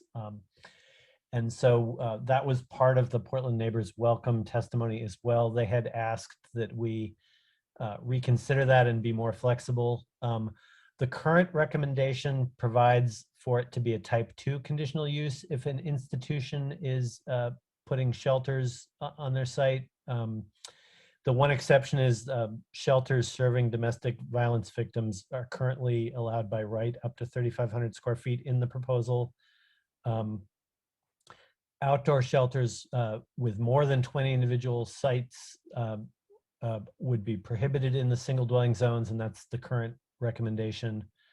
And then also just a reminder that under state law, religious institutions are currently allowed to host a small number of people camping in vehicles. That's outside the zoning code. That's just a state law direct provision. So that's the status of the current proposal. In response to the Portland Neighbors Welcome testimony, staff had come up with language that could be added to Chapter 33-285 that would be similar to what we had done with affordable housing, essentially allow in the single dwelling zones up to 20 shelters, 20 shelter individual shelters, which would be either beds or pods, if you will, when it's on a site of an existing institutional use. So that's changing there. And then Eric, before you move off of that, can you define for us in code, when you say existing institutional use, does institutional have a very specific meaning when we're talking about zoning? Yes, and about 85% of what that means is religious institutions, but it also might, there are some cemetery sites, there are some private schools that fit into that category. There are a few fraternal organizations that have clubhouses that fall into this category. So it's a term that is referring to it's generally a group use that is doesn't need to be religious, but it's of a similar nature where you've got people congregating in an institutional setting in a single dwelling zone in this case. I think we can all agree a cemetery would not be the right place. Right. So would it hurt to be a little more specific? You could, and we could explore subsets of this. The general reason for using institutional use is we don't want to necessarily use the zoning code to give religious sites a specific right to do something that non-religious sites don't have for religious freedom reasons, but we could be slightly more specific there. Okay, thank you.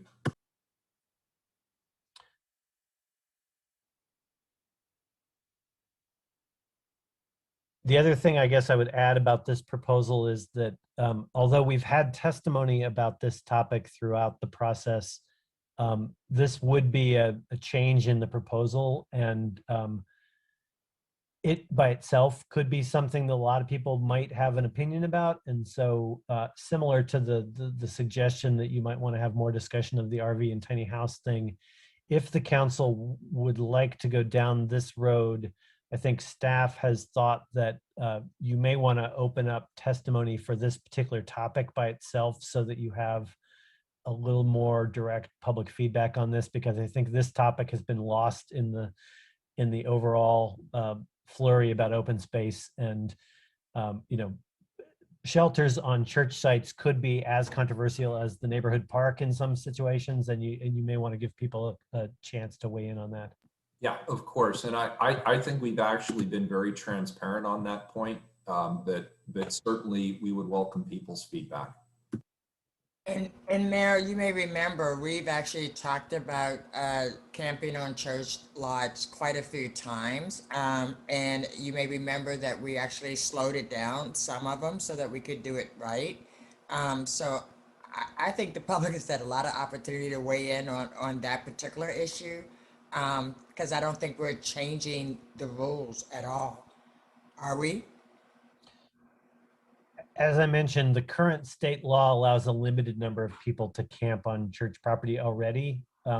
This would be an expansion of that up to 20 and would give more flexibility, not just with vehicles, but with other formats. So it would be an expansion compared to what's allowed now, but as you said, this has certainly been discussed for quite some time. Right. Thank you.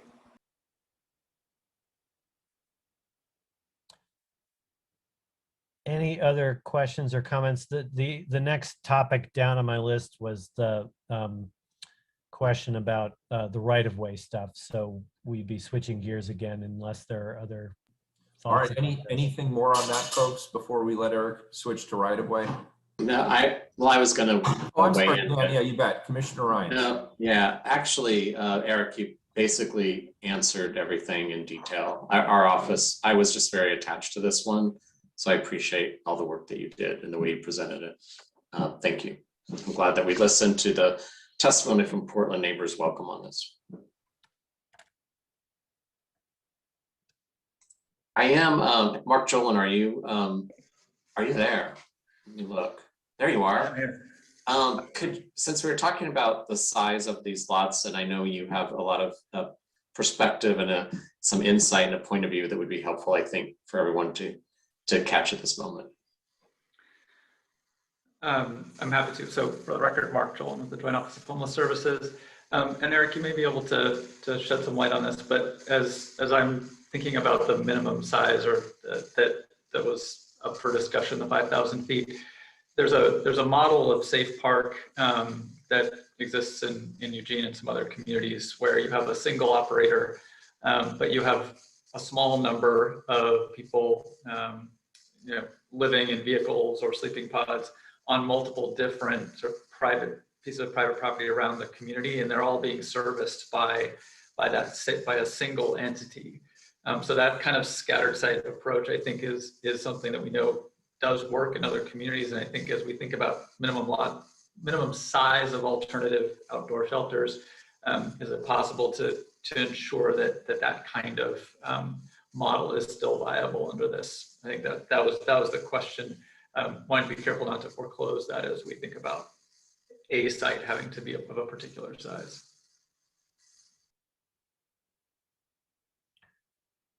I think from my perspective, minimum site size is something that is spread throughout the zoning code for a lot of different uses. So in most cases,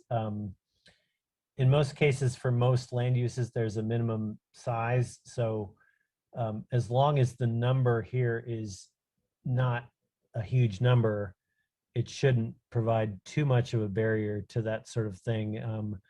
The definition of site can be either inclusive of the entire property or a subset of it, depending on how it's being used, and there's some flexibility about that. So, I think if we picked a number there that was a little bit smaller than 5,000, that you would not be that would not present too big of a restriction in terms of that dispersed model, because most of the sites you're going to be dispersed on would still be of that size. Thank you.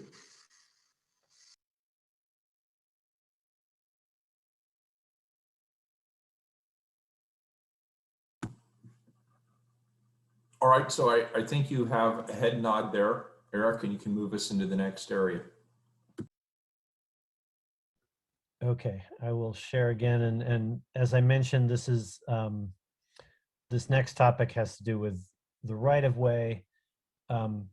One of the elements of this project was to look at temporary encroachments into the right-of-way as it relates to various forms of services to the homeless population. And we have, the recommendation includes amendments to Title 17 in Section 17.44.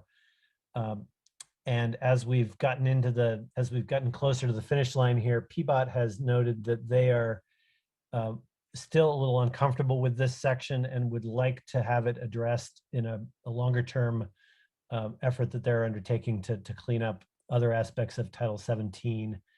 And it's also been noted that Section 17.24 is a broader encroachment permitting process that gives them quite a bit of flexibility. So some of the things we were trying to do with 17.44, they believe they can accomplish under existing code through a different section. And so they've requested that we drop this element of the proposal. in order for more work to be done through a different process. And we've reviewed that and don't think that it presents any kind of significant barrier to what we're trying to accomplish with the project to defer that piece. You did get some amendment requests from Portland Neighbors Welcome to further amend this, and we think that that's not necessary because the other section I referenced in 17.24 already essentially provides that capability. So our recommendation has been to drop this section. For reference, I've got it up on the screen, but we would just drop amendments to this section and leave it as is for now. And I don't know if there's any PBOT folks who want to add to what I just said, but we're comfortable with the idea that the current code probably provides us enough flexibility in the short term.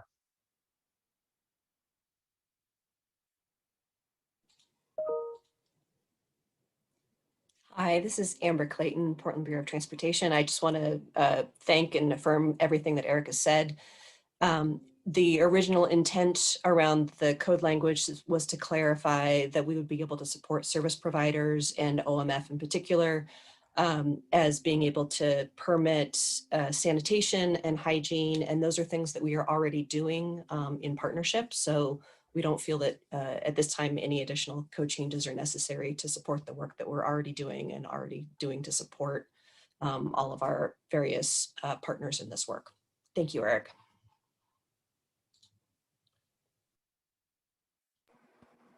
Any other questions about that?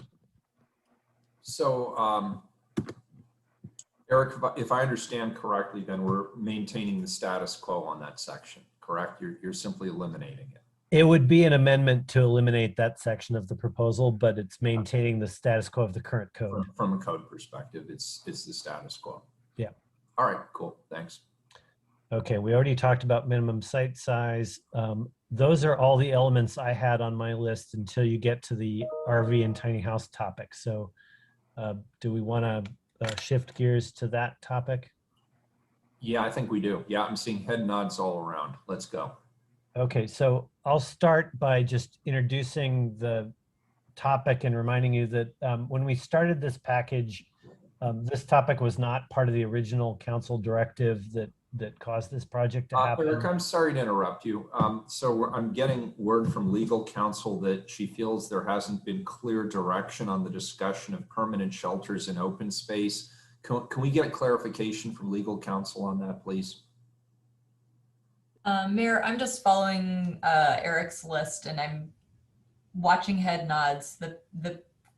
Eric has identified one item as allow permanent shelters in open space via an act of council. He identified two particular options. I did not hear from council which of the options they were interested in. And if Eric's comfortable, I'm good with that, but I didn't hear it. I was gonna assume that both options are still on the table for discussion next week unless the council would like to give us a direction on one of those two options. Can you give us a succinct summary of the two options, please?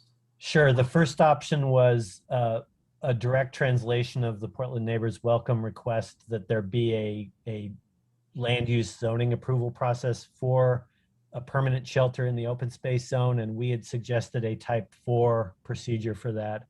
The alternative approach is outside of the zoning code, so you'd maintain the prohibition on permanent shelters in the open space in the zoning code, but instead you would direct bureaus that own property to take inventory and identify surplus property that could be directed towards shelters or affordable housing. And some of that could be open space. And if it was, we'd rezone it if it was going to be used for that purpose rather than trying to build in an allowance within the zoning code. All right, thank you. And Joe, I think you have your hand raised too, but I'm not 100% sure. Is that a hand raise? It is not, Mayor. Oh, okay, sorry. Very good. Colleagues, I don't know if you had any thoughts on those two comments that Eric made, those two directions. Why don't we flesh that out a little more, Eric? And I'd like to hear from the public on it, because honestly, I don't feel like I have a strong preference one way or the other. it feels to me that the first option gives more, I mean, either option, well, the first option, if I understood you correctly, it would have to come back to council, or it would have to go through a zoning process. Is that correct? The first option, a type 4 procedure, does by nature go back to city council. So that would have to go back to city council. Okay, and then the second option? The second option, if you directed bureaus that own property to identify surplus property, I presume that any disposition of that property would also have to come back to you in some form. It just would not be through a zoning process. Okay, so explain to me why we should care. I guess I'm not tracking fully. I think, you know, the first option retains an allowance for permanent shelters in the open space zone. And that may make people nervous because you're still allowing for that possibility. But it would still have to go through a public process at the council. Correct. If I understood Correct. you correctly. Correct. So that's how it is now. Right. The second option of doing a non-zoning solution and identifying property would also come back, because if it was open space, you'd need to rezone it as well. So it's whether you want to go through a conditional use process or a zoning process. I think the main difference in my mind is that if you're going to have a provision in the zoning code, you are potentially, I think more neighbors of public property may be nervous because you haven't yet excluded the possibility that their park is going to be subject to that. So the conditional use is an affirmative step. In other words, the conditional use would require whoever wants to sponsor this to actually come forward. And is there also a notification process with either of these? But for both, yeah. I mean, if you were going to rezone a property or go through a conditional use, either way, you would be getting neighbors notice. I think if people are looking for a categorical exclusion of the open space zone in the zoning code, the second option is cleaner because it does that, but it still gives you the wiggle room to rezone in the future, which is always your prerogative. Right. So the second option probably sends a slightly stronger signal of that you're not going to be seeking open space land for this, but both are, from a procedural perspective, they both offer neighbors a future opportunity once you've identified a specific proposal. Okay, and our intent here is obviously not to freak everybody out and scare our constituents. So given that, it sounds to me, and I'll take a stab, it sounds to me like the conditional use process would probably give people more confidence that there is a more rigorous public process associated with this. I think it's that, you know, the zone, they're both similar processes. Oh my God, please make a recommendation. This is getting. So Mayor, I would say that we are the elected leaders. And Right. if we say that we are not planning to do that today, then I think the public should accept that. And if we ultimately find out that we have some open space that we own, then we will go through whatever the public process is that we need to go through if we want to use it as housing. I don't want to lock us in boxes that we then have to take action to get out of. As a council, we should have as much flexibility as we need, because again, this crisis is going to get worse before it gets better.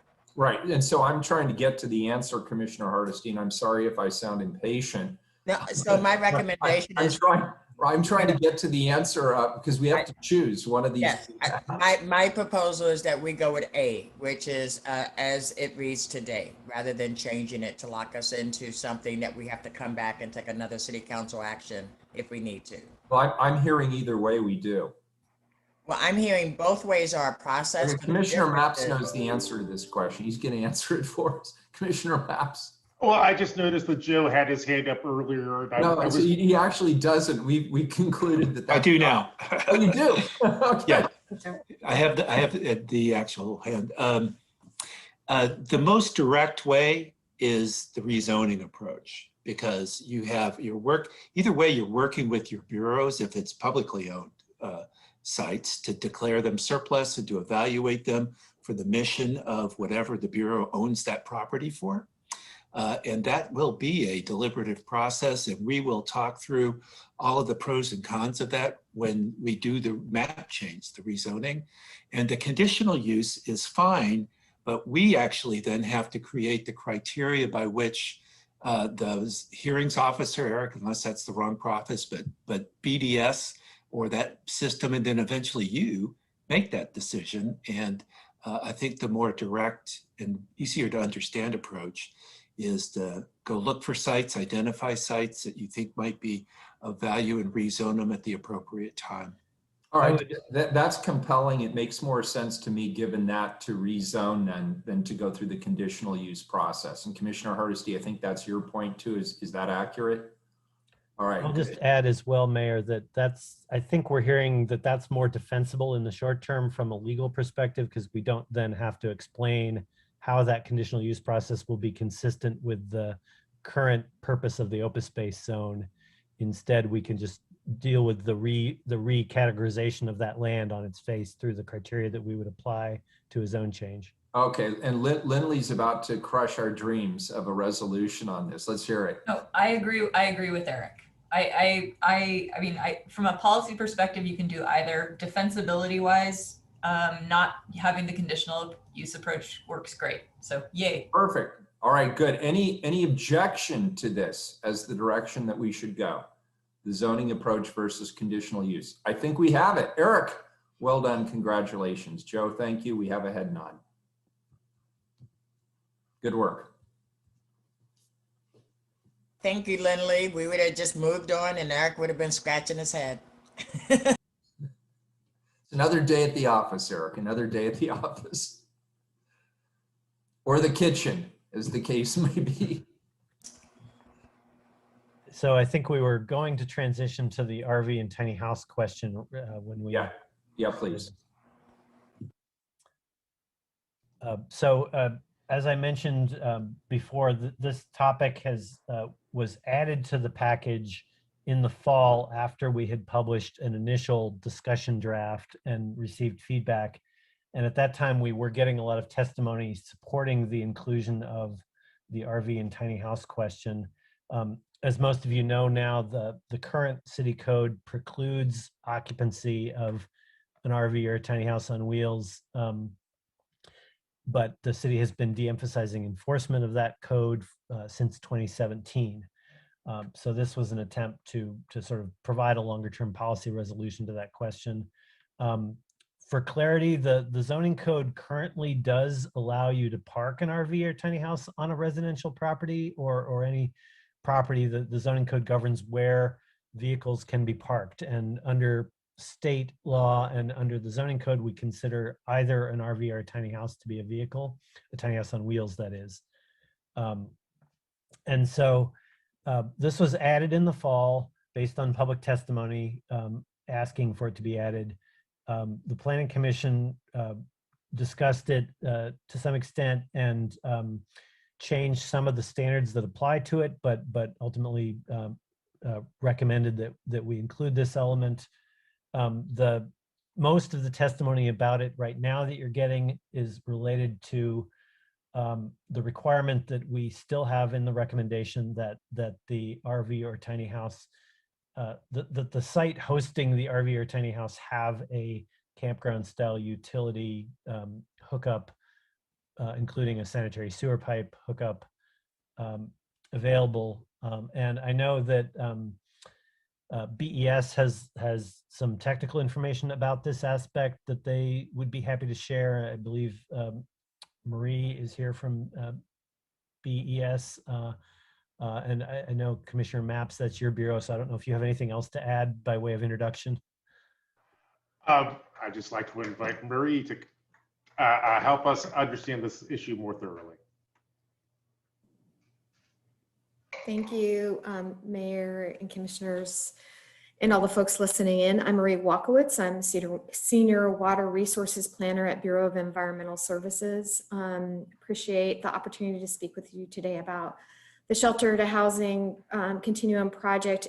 I know it's been a very gratifying effort for our staff to be involved in, and we've appreciated the collaborative approach that BPS has set out and the work that's been happening across the variety of bureaus and with the commissioner's offices.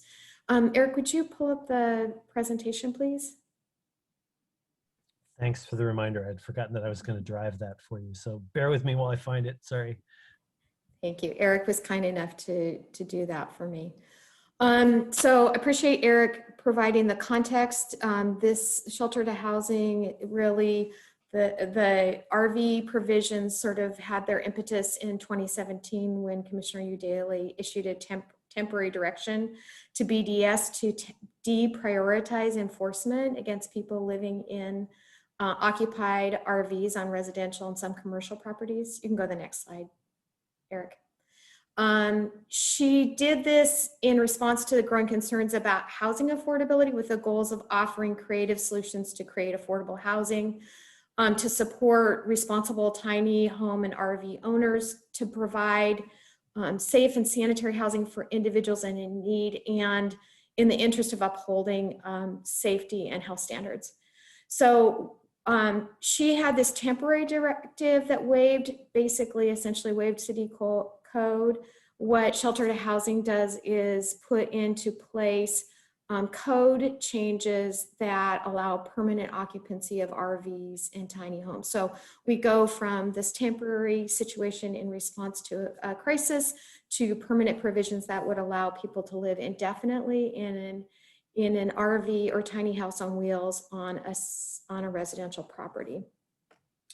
The provisions in shelter to housing require that people in RVs and tiny houses be served by basic utilities through a durable campground style hookup for electricity, water, and sewer.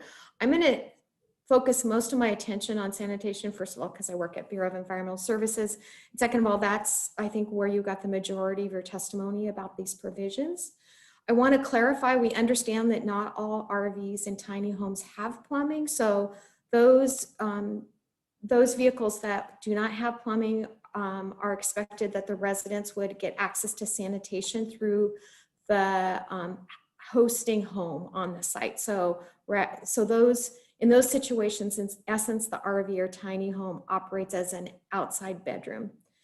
But for RVs and tiny houses with plumbing, the requirement is that they must be connected to the sanitary system by a campground style dump station. Next slide, please. So we understand that there is a lot of concern about costs related to making this connection. And I think this is one of the places where the Shelter to Housing Continuum Project has really shown a light on the need not only to be clearer in our code, but to see what we can do to make these costs proportional to what the impact is, and to support the need we have for affordable housing options. So I want to start by just acknowledging that through Shelter to Housing, permitting for sanitary connections would be a plumbing permit. The cost for the plumbing permit is $143 to make this connection. No system development charges would be levied, and the RV or tiny house on wheels actually connecting to an existing sewer line that's serving the main house on the site. So there's no need for laying a new sanitation line. So that's actually a very low cost. The other advantage of the plumbing permit is that it can be handled very quickly, which we know that there's sometimes concerns about how long permitting takes. Now, there's obviously a private cost also for making that connection, for making that physical connection happen. On many sites where we have the RV or tiny house located very close to the home and where the sanitary line is, these costs can be really low, really just a few $100s to make that connection from the RV to the sanitary line. But we want to acknowledge that in some situations, the cost could be quite a bit higher. We know that the slope of the property, the location of where the RV is going to be to where the sanitary line, there are other factors as well that could affect how inexpensive or costly it is to make that connection. One of the changes that BES is going to make in response to the Shelter to Housing program is to make available 2 loan programs that we already have in place so that folks wanting to make this connection can utilize these loan programs. These programs have been in place for quite a while, and they're in place to support people who are required to make a mandatory connection, and understands that not everyone has cash on hand to pay for the private plumbing costs it takes to make those connections. The first program is the Safety Net Loan Program, and that's for income qualified individuals. The interest rate on that loan right now is 1.5% interest. People can ask to have the payments deferred for up to 5 years. That's sometimes renewable deferral. And then for folks age 62 years old or better, the deferral can be until the point of sale of the house. So essentially, they get a low-cost loan from the city to pay for their private costs of making that plumbing connection. And depending on their income and age, they may not have to pay back that loan until the home is sold. We also have a private plumbing loan program for other folks who may have a higher income but still lack the cash on hand to make the connections, to pay for those connections. Those loan programs have a more standard interest rate and a standard payback schedule. The other advantage we want to point out for requiring sanitary connection in terms of cost is that once that connection is made, there's no ongoing cost to the RV, the person living in the RV or the tiny house on wheels, unless it is to pay the person carrying the water bill and the sewer bill, pay them for their associated water use. So really, their only costs are related to that additional cost for water on the site. So next slide, please. I focused really on the practical sides because we know that for folks who have limited means and are really struggling with their housing, it comes down to how does this work for me and how can I afford it? So we totally understand that. We also have to think about why would we require this connection? So first of all, we just want to affirm that access to safe and dignified sanitation is a human right. And it's a serious concern we're hearing from folks experiencing houselessness, at risk of houselessness, and also of the broader community. Real concern about how do people get their hygiene needs met and what happens if they're not able to get those needs met. For RVs and tiny houses located on these single family lots, having this sanitary connection ensures that they have autonomy, which is also, I think, really important we all appreciate when we can have autonomy. So if they need to wash dishes or shower or use the facilities at any time of the day or night, they're not reliant on access to the adjacent house or the goodwill of their next door neighbor to get in whenever they need to. So we appreciate that.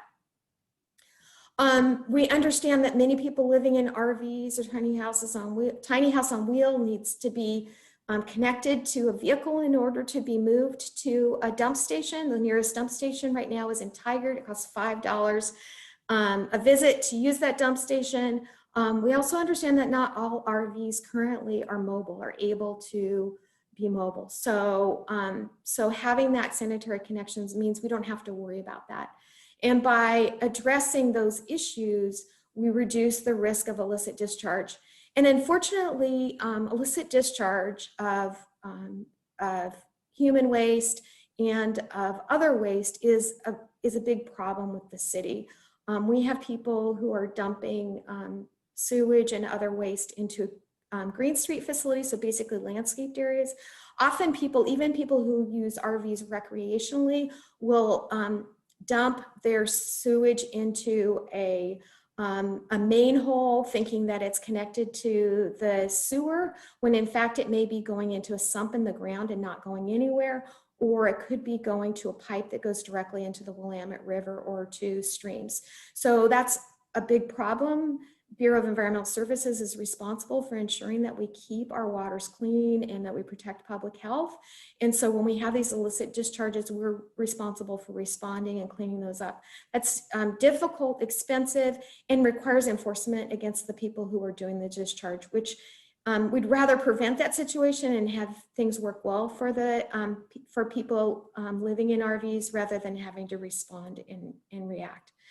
As I if I could stop you for just a second and ask a question. Thank you. Sure.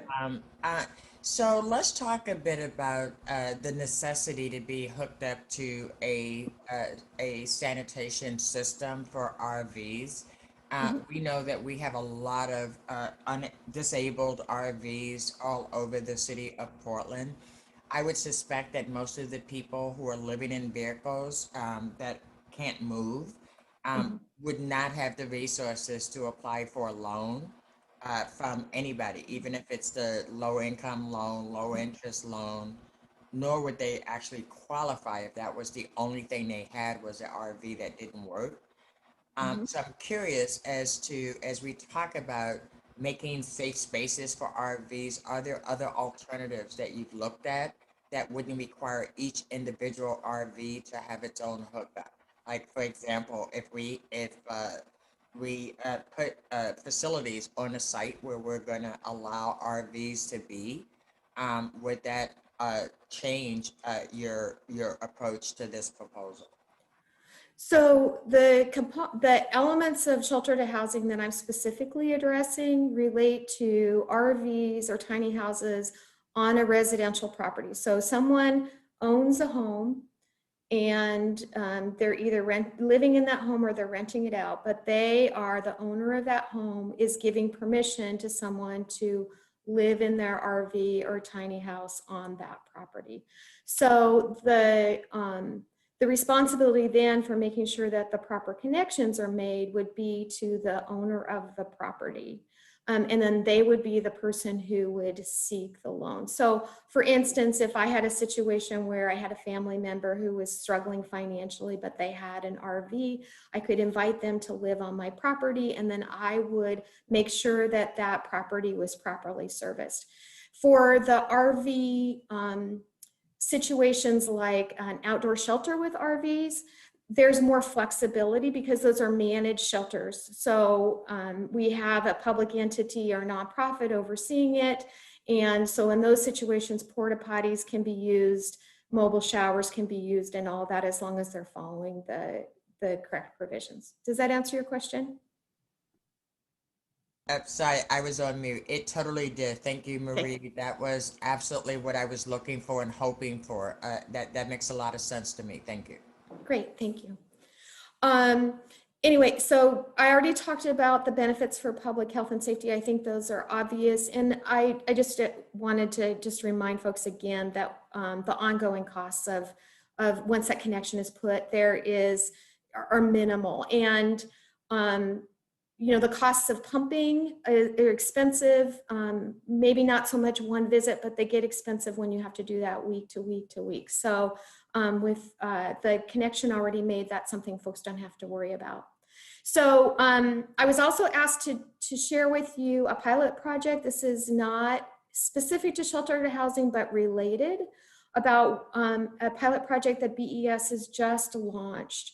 And this is to provide sanitary pump out services for RVs that are occupied RVs that are currently on city streets. So this is a need that was identified by BES and PBOT staff that we needed to do what we could to reduce folks disposing of waste in unhealthy ways. So we learned about a program that it was piloted in Seattle, and we're modeling it after that. We have contractors that are working with folks who have been identified by field staff by field staff at BES and PBOT. They provide on-call service to RV dwellers Monday through Thursday, and then we have a route of established folks who know they need weekly service, or every other week service, and they are served on Fridays. The program is going to operate through June 30th. We have a budget of $10,000, and then we're collecting data as we go along in this process to see how it's used, where is the need, are there logistical issues that we need to consider in the program, and then we'll evaluate that and figure out next steps. So that's my presentation. Thanks so much. I appreciate the opportunity to speak with you. If you have any questions, I'm happy to answer them. Could I ask a question about what you're just discussing now, this pilot project, RVs on city street? This is not part of the proposal that we're discussing, is it? It is not. We are sharing it because we thought that the interests are very similar and that you'd like to hear about it while we had this opportunity. Okay, and right, and at some point, I assume you're bringing this back to the council with a different ask or a budget ask, or is this just, what do you want us to know about this right now? This is just for your information. This is already covered in BES budget where we don't have an ask for you. We know that shelter to housing in this conversation, it's raised a lot of questions and concerns about how people are getting sanitation. And so frankly, while we had the opportunity to talk with you, we thought we'd let you know. All right, and I appreciate that. I appreciate the heads up. I will say this on this subject, and it's a separate and distinct subject. I would like more information, and I'd like to know more information holistically about what is the city's stance with regard to RVs. Where are we with this? And you know, I know that when Commissioner Saltzman was here, he and I were very supportive of a program that was a pilot at the time to dispose of abandoned and dangerous RVs that had been used you know, to make meth and everything else. They were toxic waste dumps, they were hazards. And the city of Portland was spending a lot of money to remediate those. And you know, we still get a lot of complaints about RVs. One of the complaints that you correctly identify here is the disposal of waste into the storm drains, which is obviously a significant public health risk for obvious reasons. And so I guess on one hand, I'm glad that we're taking steps to protect the environment and the neighbors. On the other hand, I'd like more clarification on exactly what is the city's stance with regard to RVs that are parked illegally, or RVs that are abandoned, or RVs that that are illegally discharging sewage. I just think we need a broader discussion, and I'd like to have that at some point. I guess I wouldn't like to have it, but I think I need to have it. Let's Mayor, I can tell you that we've been doing no enforcement since COVID hit, and it would be worthwhile for us to have a conversation as we start easing restrictions based on CDC recommendations around COVID. We made a tactical decision that because of the CDC recommendations, that it was unsafe to try to move people during a pandemic. But I absolutely agree that we have a proliferation of RVs all over the city that we will need to talk about. Yeah, good, because I remember prior to COVID, and you're correct, Commissioner Hardesty, during the COVID emergency, I do recall that under then Commissioner Udaley's leadership, that program was suspended. But I know we also passed an ordinance making it illegal to sell an RV in the city of Portland that didn't have a functioning waste system in it. And so I guess you're right that it would be great to go back and have a deeper review now that we're getting closer to herd immunity and people are getting their vaccinations. I think we need to front burner that conversation. But I just want to make clear for the public that's separate. It's completely distinct and different than what we're talking about today. It's not part of this series of ordinances. Although, Mr. Mayor, if I may, colleagues, I think the conversation we're having right now points to the need for more discussion and more information about how RVs and tiny homes fit into this puzzle. You know, and both the mayor and Commissioner Hardesty shared their concerns in this area. Let me share some of mine. You know, as I'm torn between at least three competing interests. As the commissioner in charge of environmental services, I'm deeply committed to protecting our rivers from human waste. But I'm also taken back to testimony that we heard the last time we took up this issue.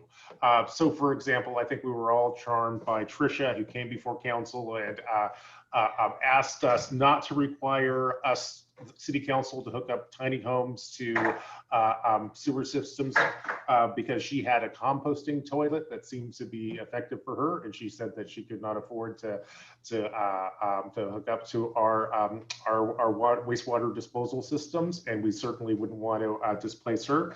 At the same time, we also heard from Paul, who shared a moving story with us about his neighbor who lived in an RV and who also died in that RV, and he attributed that death to the fact that this neighbor did not have sanitation services inside the RV. So the stakes here, I think, are quite high. At this hour, I don't feel like we've had enough testimony on this. I don't want to table this issue, but I do think that it would be helpful to us and the public if we set aside a work session to specifically focus in on the pieces of this proposal which deal with RVs and tiny homes on wheels. That makes sense, Commissioner Mapps. Thank you. Sure.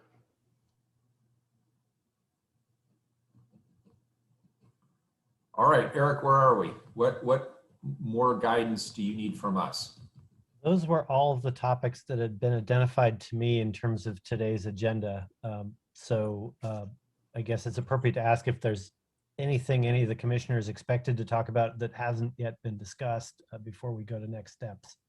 Mr. Mayor, colleagues, I do have a question. I don't know if this translates into an amendment. I hope that we can just get to this issue through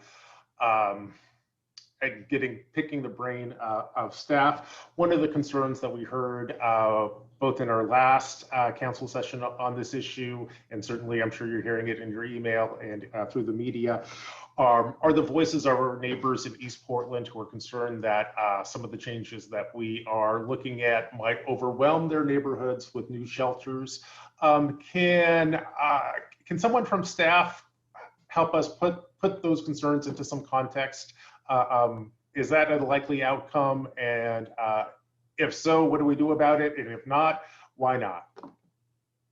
Sure, Commissioner, I could just put some context on that. The proposal that you have before you with regard to shelters, and I think this is probably covers all types of shelters, not just the outdoor shelters, allows a greater number of beds in a variety of different zoning designations, but primarily where we're being the most permissive are the commercial and multifamily zones where the number of shelter beds is being increased without the need for a conditional use review. There was a concern expressed that that because that those zones are common zones in outer East Portland, that would lead to them being an easier target for shelter siting. And I think also contributing to that sense is that land is cheaper there, it's flatter, parcels are larger. Having said that, the commercial and multifamily zoning exists in all quadrants of the city. And there are sites that will be available by right without a conditional use in North Portland, for example, on the Lombard corridor, in Northeast, Southwest Portland, the Beaverton Hillsdale Highway and Barber corridors both have extensive commercial and some multifamily zoning. The discussion you had about institutional sites and church property also comes into play here. Some of the East Portland neighborhoods supported adding those sites because there are some of those sites in Southwest Portland as well. We also heard testimony from East Portland requesting site separation requirements or neighborhood notification. And frankly, some of the testimony just asked that you exclude outer East Portland from having shelters at all. Although I think from the staff's perspective, we have shown through the information from the joint office that there are a number of, quite a few houseless people in outer East Portland that want to be served in their neighborhood. And so I don't think any of us have suggested that be the solution here. The joint office has shown information in their various presentations that before the emergency went into effect, most of our shelters were downtown, either downtown or on the inner east side. Under the emergency, they've substantially expanded the geography of where we have permanent shelters. So I think, I'd be happy to have the joint office speak to this, but I think that we have not concentrated shelters over the past 5 years in East Portland. And so the track record, I think, shows that we've attempted to put them in a variety of different locations. But I can totally appreciate the concern. And, I know that East Portland residents sometimes feel like they're not being heard. And so I think we need to talk about this, but I also think that the recommendation as written does provide options to open shelters in all quadrants of the city. Thanks, Eric. And I would just add, thank you, Eric and Commissioner Maps. I really appreciate that question. I'll be talking to EPAP tonight, the East Portland Action Plan group. And I do know that they've had concerns as well, but I do think they're unfounded based on what we're seeing on the ground in the city of Portland. And I will also say that, but they're also right that the level of support services in East Portland is significantly less than it is in other parts of the city. So though we continue to have a high houseless population, the service supports are not in East Portland, and that will become more of a problem the longer we continue to have a houseless crisis on our hand. And so I do think that there are some concerns that are real, but I'm not worried about us being I say us because I live in East Portland. I'm not worried about us being oversaturated with houseless people, but I'm worried about whether people are getting the services that they need the further from downtown they are, because that's where the concentration of services are. I don't know if Mark Jolin wants to weigh in. He put his camera on, so. There he is. Hi, Mark. Hi, Mayor. Again, Mark Jolin, Commissioner Maps. Thanks for the question. Eric did a really good job of summarizing, I think, what we've been saying, and the reality of shelter, and especially sustain the kind of shelter we're talking about in this measure, is that it will almost invariably involve public support and public funding. That's just in the nature of this, and so we through the joint office, through the city and the county, we'll have a lot to say about where we place shelter under this kind of opportunity structure that's been created with these amendments. And we've, I think, demonstrated our understanding that we need to geographically diversify our shelter system. With the limited resources that we have, we're looking at what areas are underserved by shelter, where we see high concentrations of need, but not only that, also, where is that need not being addressed by existing shelter programs. So between that and all of the other criteria that need to go into a shelter siting decision beyond just the underlying zoning, proximity to transit, proximity to other amenities, ensuring that people can sort of stay as close as possible to their networks, there isn't a scenario I can envision where we would decide to locate a lot of our shelter capacity in one particular area simply because the land was less expensive, or simply because there were more lots of that in that zone there. I think what is attractive about this package is that it really does open up the entire city and all quadrants, as Eric said, of the city to sheltering. And I think if you look at what we've done, and certainly what we intend to do around this, geographic equity is going to be an essential piece of it. And I will say, just because I think sometimes it's framed as though shelter is a burden, it is really an asset to a community if it is run well. But it's an asset that we need to be able to offer equitably across the areas of the city. So I've heard the concern, but I share Commissioner Hardesty's sense that it's really not something that folks need to be concerned about in the way that it's been put out with respect to this particular code package. Great, thank you for that input, Mark. We appreciate it. All right, so Eric, what else do you need from the council? You're muted, Eric. Thank you. Before you adjourn, I think you want to make sure to talk about next steps. Yeah, I'll get to that. I just wanted to make sure that there was no further discussion on the substance of the staff amendments that you proposed. And I'll also mention that just as soon as we can manage to create the document, we will post a summary of these amendment ideas that have been discussed today to the project website so that people have something to refer to. And as you mentioned earlier, testimony remains open so people can weigh in on some of those ideas. All right, awesome. So first of all, Eric, and to the rest of the staff, Joe, Mark, everyone else, I want to thank you for the tremendous amount of work that you've put into this and your colleagues have put into this in a very short period of time. We're very responsive to literally hundreds and hundreds of emails providing testimony, hours of public presentation. Last week, I think we had about 5 hours of public testimony on this. And I understand that you worked late into the night and over the weekend, and I really appreciate it. And I want to acknowledge the dedication that you and your respective Bureau staff members have put into this. So thank you. So next week, we will continue this item, and the assumption is we will vote on the proposed amendments. At that time, we'll consider motions on the amendment ideas that we've discussed today. Last week, at the close of the hearing, I extended the written comment period until 5 p.m. this Friday, the 26th, in order to give the public more time to offer their thoughts on the amendments we discussed today. And there are several times where we said we'd really like that input. I'd like to keep the record open for written comments until 5 p.m. on Tuesday, March 30th. So keep the record open till 5 p.m. on Tuesday, March 30th.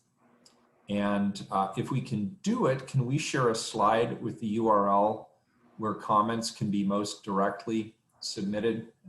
Is that, Eric, are you still in charge of the screen? I will attempt to find that slide, yes. Yeah, if you could look that up, that would be great. And while you're doing that, the next day or two, amendment language that we discussed today will be posted on the Shelter to Housing Continuum project page, which is located at www.portlandOregon.gov/BPS/S2HC. That's why we should really put that up. Put it up. Nobody's going to remember that. www.portlandOregon.gov/BPS/S2HC. And Eric, is that available on the Bureau of Planning and Sustainability website? If somebody just goes to your main page, are they going to find that, I hope? Or can we arrange it so that they can? Yes, it is. And I'm sorry, I'm struggling to find the right slide, but I think I found it. All right, good. Okay, yeah. You got it. Yeah, you got it. That, there, and this is the link to the MAP app testimony system, which you can directly enter your comments into. As the mayor mentioned, you can also send it to the council email that he listed as well. But the app, it also allows you to read other people's comments, which is nice. Yeah, that's a cool feature, by the way. So thank you for setting that up. And again, if people forget this URL, you can just go to the Bureau of Planning and Sustainability website, find the link there. And this is the project website, by the way, just so people, it should be BPS and S2HC. So that's pretty easy to remember.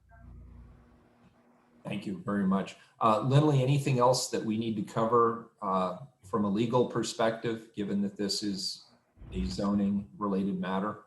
No, I think you covered it, Mayor. We have the record staying open until 5 p.m. Tuesday, March 30th. You've given two options for submitting that testimony, and then the hearing is continued to March 31st at 3 p.m. I think that should cover it. All right, terrific. And there's one other item that I just want to bring to council and to the public's attention. So I want you to know, I'm letting council as well as the public know, our office has filed an emergency ordinance to be heard next week along the Shelter to Housing Continuum for extending the housing state of emergency for 1 year. There were a number of comments about that in the last session. And so I just want to be very clear, as everybody anticipated, that we will be putting forth an emergency ordinance That has already been filed. It'll be heard next week, and that will extend the housing state of emergency for an additional year. And I'm sure that comes as a surprise to exactly nobody, but I thought I'd put that out there on the record. And with that, colleagues, thank you again. Great discussion, terrific staff work. Everybody, thank you. We are adjourned.